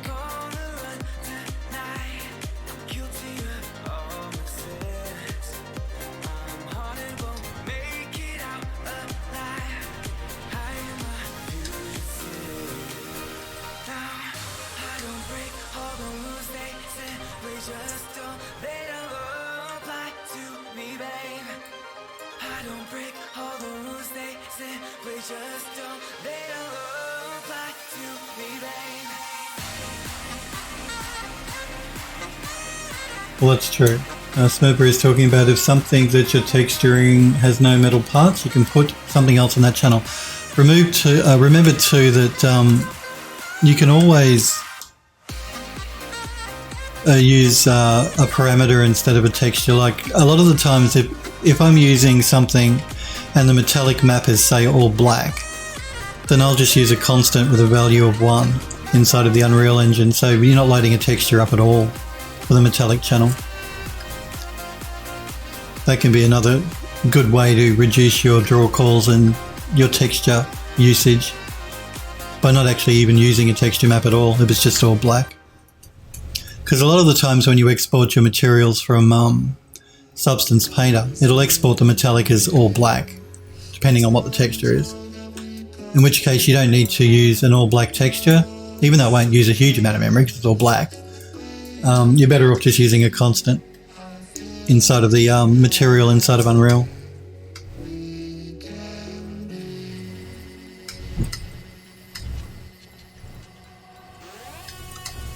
Not just if it's black, like you can use a constant of 0.5 for a mid-grey or 0 for a white.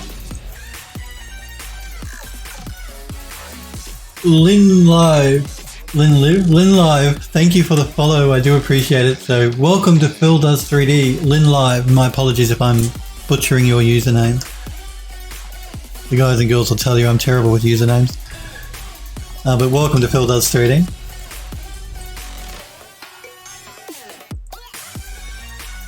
Hellforge says, I said to Sniper a while ago, more as a joke, when we were talking about some of the node stuff in Blender, it really helps to not think about it too much when setting up a node-based shader.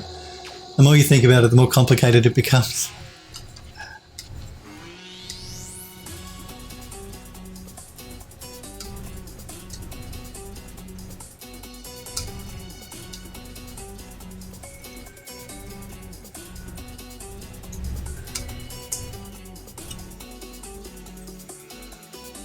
Hellforge says I do the same. I have several Google Docs with different bits of info for various things, so if I come across something I write it down, like earlier when you mentioned holding down the shift key while dragging the slider in Painter. Yeah, all those little things that are really easy to forget, or just a really interesting useful tip, I write them down. Because you can't remember everything. Well, at least I can't, because Phil's got an old brain.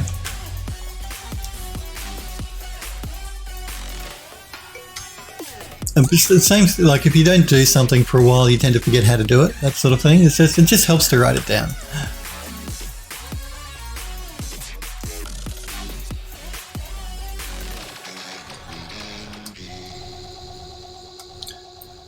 So we're just going to continue painting out some of the damage because it's just a bit too damaged.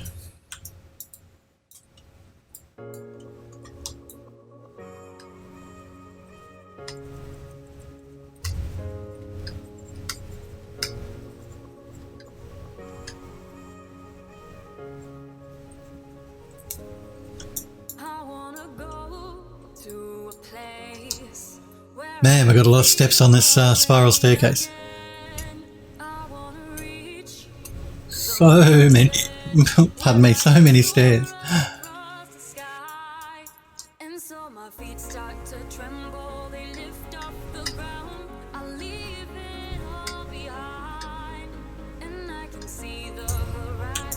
Okay, we're at the top. Finally. I'm just going to paint out some of these lines because I don't like them.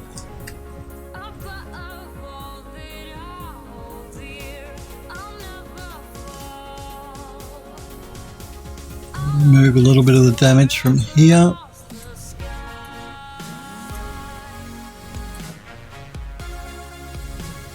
I don't mind the damage along there.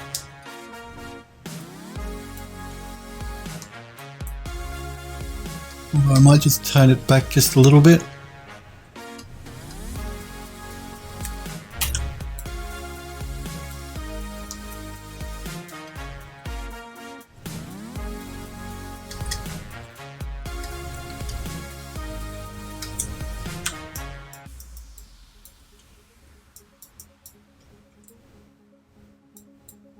Now I'm just going to go to the back of the steps and just make sure they look correct. They're not too bad.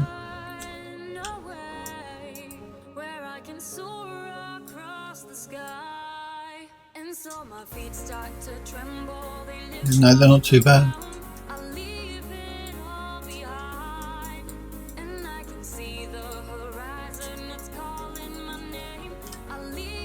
Remember to save. Yes, it has been a while. Let's do a quick save to make sure. And have a copy.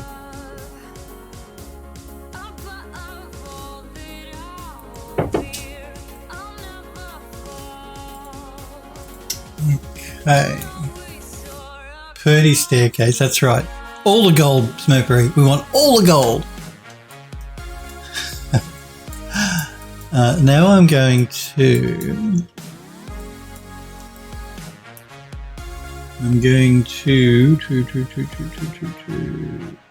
find the right layer, which is this layer here. And again, I'm going to add a white mask. But this time I'm going to just let me have a quick look here.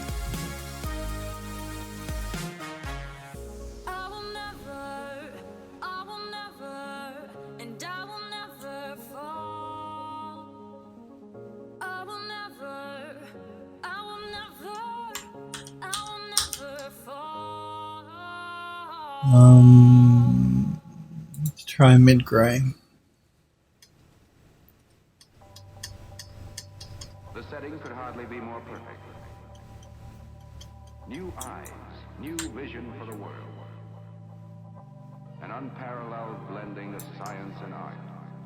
Often it is difficult for a person to control a complicated sound synthesizer. I'm just going to remove that mask. A computer can take over much of this control work and do it more quickly and accurately than a human being. And all this has been just the beginning.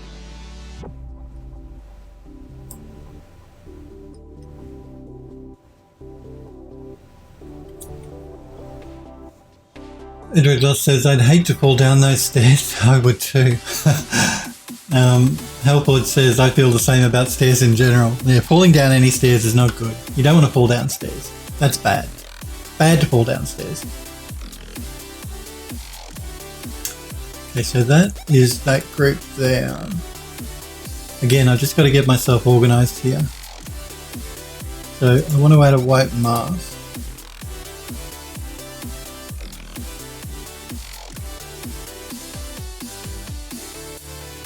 No, not what I want. As I travel through the mountains, walking through this wasteland. I want to add My eyes are fixed on the horizon, holding on to what I am. paint layer. All alone out in this world. No, that's not what I want either. My eyes are fixed on the horizon. Actually, maybe. Let me have a look. Onwards to the end.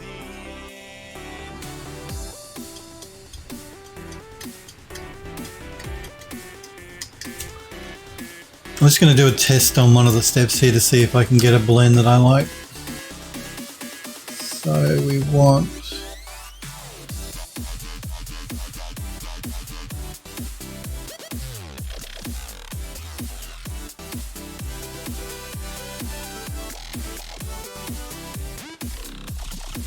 Helpwood says, only time fat rolling has saved me from serious injury.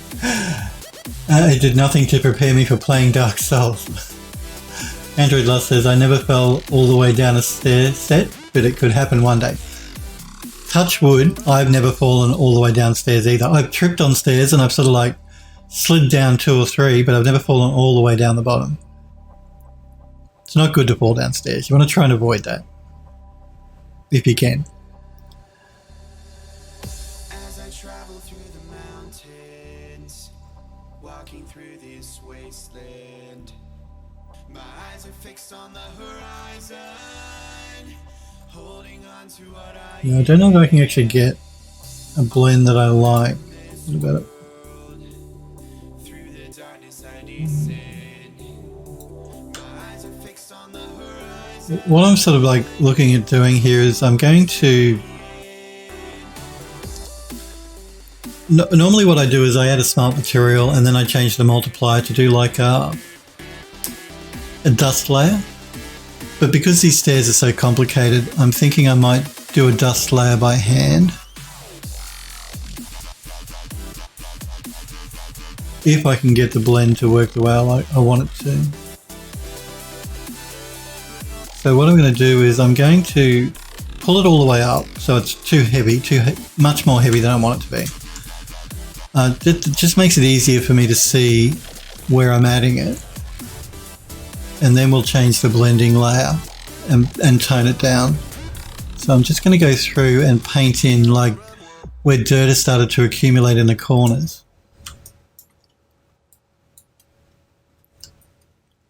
Because, you know, dust and dirt sort of tends to accumulate in the corners of things. The middle of the step won't have dust because people walk up and down there. So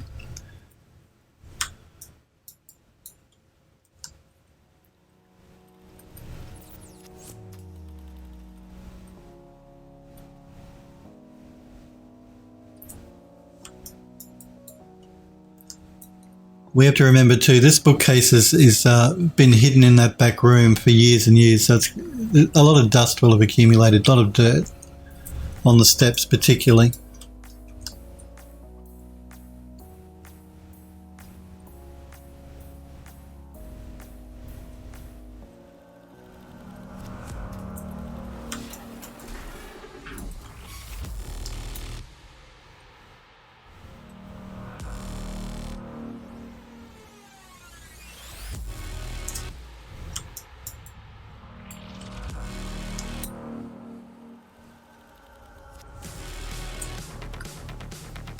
No, it's heavier than it's going to be. We'll knock it back in a minute. It just helps me to see how I'm painting it. If I pull it all the way up much harder than it should be, makes visualizing it much more easy. That's what I'm trying to say.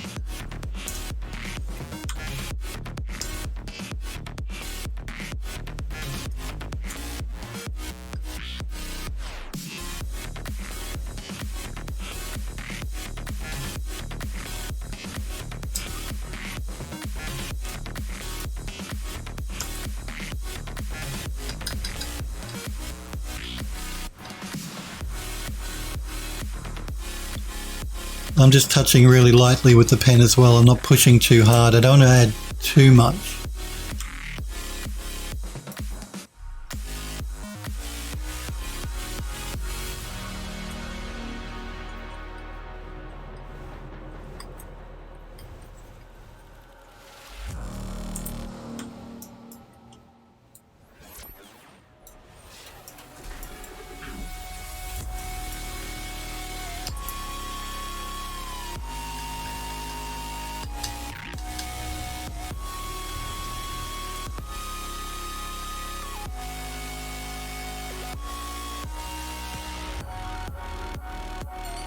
Helpwood says, did that once back in middle school when I wasn't paying attention to where I was going and talking about falling downstairs. You don't fall downstairs, guys. It's bad. You can hurt yourself. Seriously hurt yourself.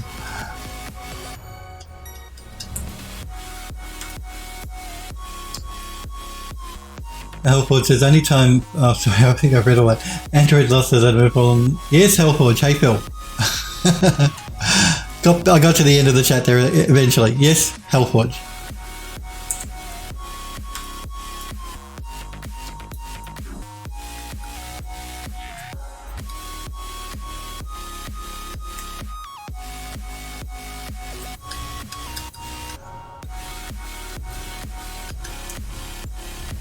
Helpwood says, I don't know if I've told you this, but you're awesome.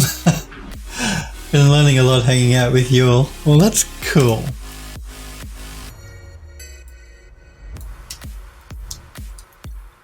I'm glad you enjoy the streams. That's the important thing. Like, you know, I want to inspire you guys to do work yourselves. That's the whole point. Because 3D is fun. It's a fun thing to do. I wouldn't have stayed doing 3D for as long as I have if I didn't like it. It's fun. You can make stuff that doesn't exist, has never existed.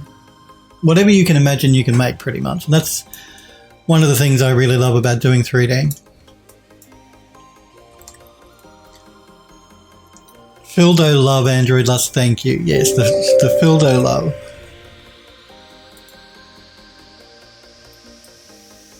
I thought I'd turn notifications off. Stupid Windows. Bad Microsoft. Bad.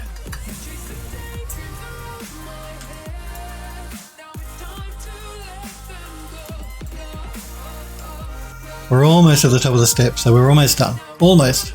Let me just get a few more bits and pieces in here. And maybe some dust up here. Maybe some sort of gathering in the corners where the banisters are. Not through there, maybe some through here.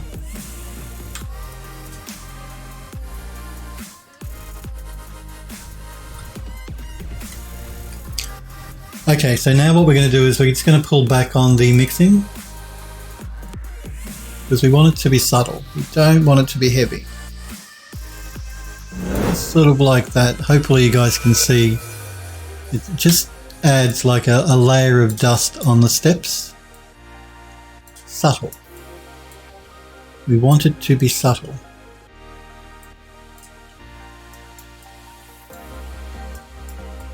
We might just pull it back just a little bit more.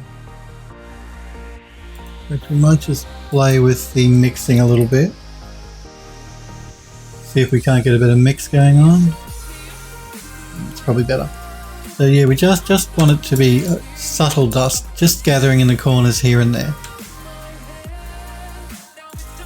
Sort of, if I zoom in here, you can sort of see it more there. And just subtly through here, hopefully you can see it on the stream. Let's just zoom out. Okay, that's all well and good. So what I might just do now is I'm going to jump all the way to the very top of the stack. I'm just going to close these down. We're going to do a quick save. I'm going to jump to the very top of my stack and I'm going to jump back into my materials. I'm going to try the smart material version first. There are two ways I generally like to add dust. I like to use this smart material, which is not actually dust, it's gold, but you'll see what I mean in a minute. Or I like to just add a mud material or a dirt material, but we'll try the gold version first. If I can find it, which is this one, I believe here. So if I throw that on the stack at the very top, again, I've just got to wait for substance here. Gold mud, that's right.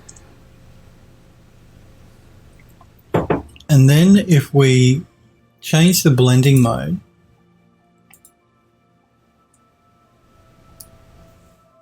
I'm just going to get the right blending mode.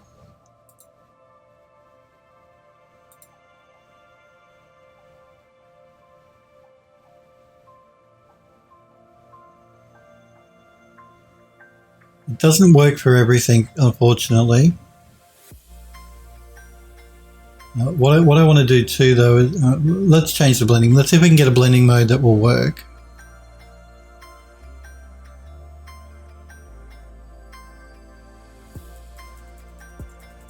Don't know that we can.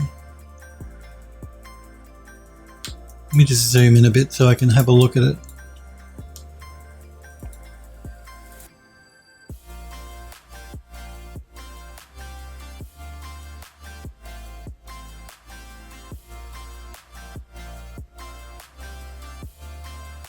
Like I said, it doesn't work for everything. Some things it does, some things it doesn't.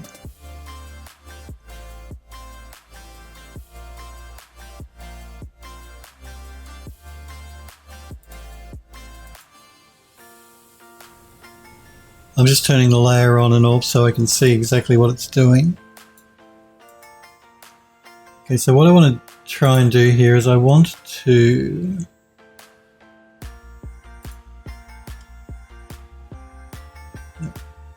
It's the wrong layer. Again, I've just got to wait for substance to catch up to me.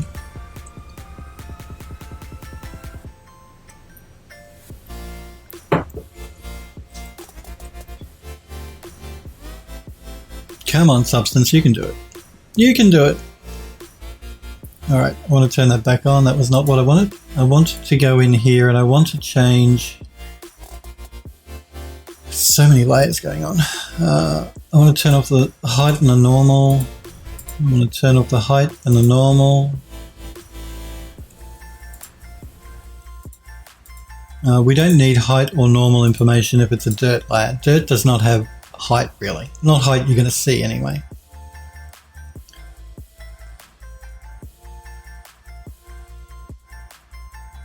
You got to go. No problem, Smurfberry Barbecue. Thanks for being here. You have a great weekend, buddy. Stay happy, healthy, and safe. I'll see you on Monday next week. And thanks for being here, Smurf. Yeah, I don't know that we're really going to be able to... Let me just find the right layer I'm looking for here first.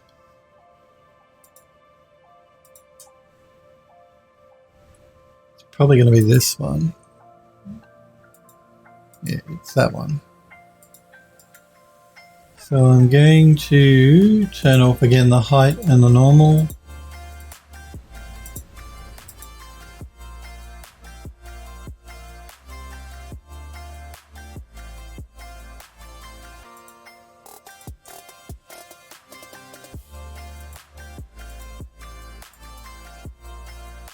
In fact, we're going to remove... I'd rather not do that. Yeah, no, we'll remove that completely. We're going to also reduce the blending.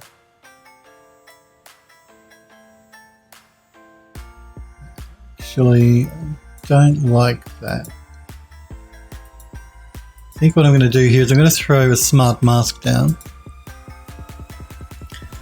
We will go with the... Let's try the dust occlusion.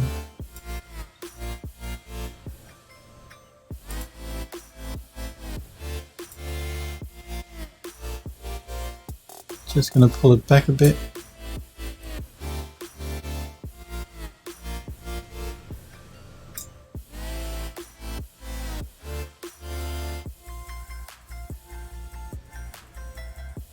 And again, I've just got to wait for substance to catch up to me here.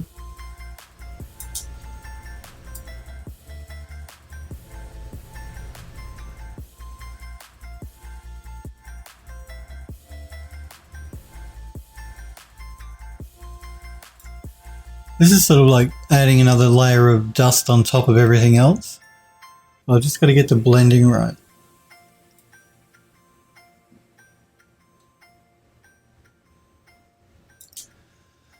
Like that, and now I'm going to pull back on the mixing. When your world feels like it's crumbling now, just know that I'll be around. I'll always Let me just undo that. I did not mean to delete it. when you're falling. I know that you So I'm just going to just pull it in just a little bit. time that you call out. Girl, I will be there every time you And we've just added another dirt layer on top of everything else. So we have our dirt that sort of accumulates in the corners, and then we added another dirt layer that's like just a general dust layer over everything. And I think we can probably call our stairs done. So let's do a quick save. So I think, yeah, we can say that our stairwell now is... Oops, let me just... Don't crash on me. Man, if you crash on me, I'll be annoyed.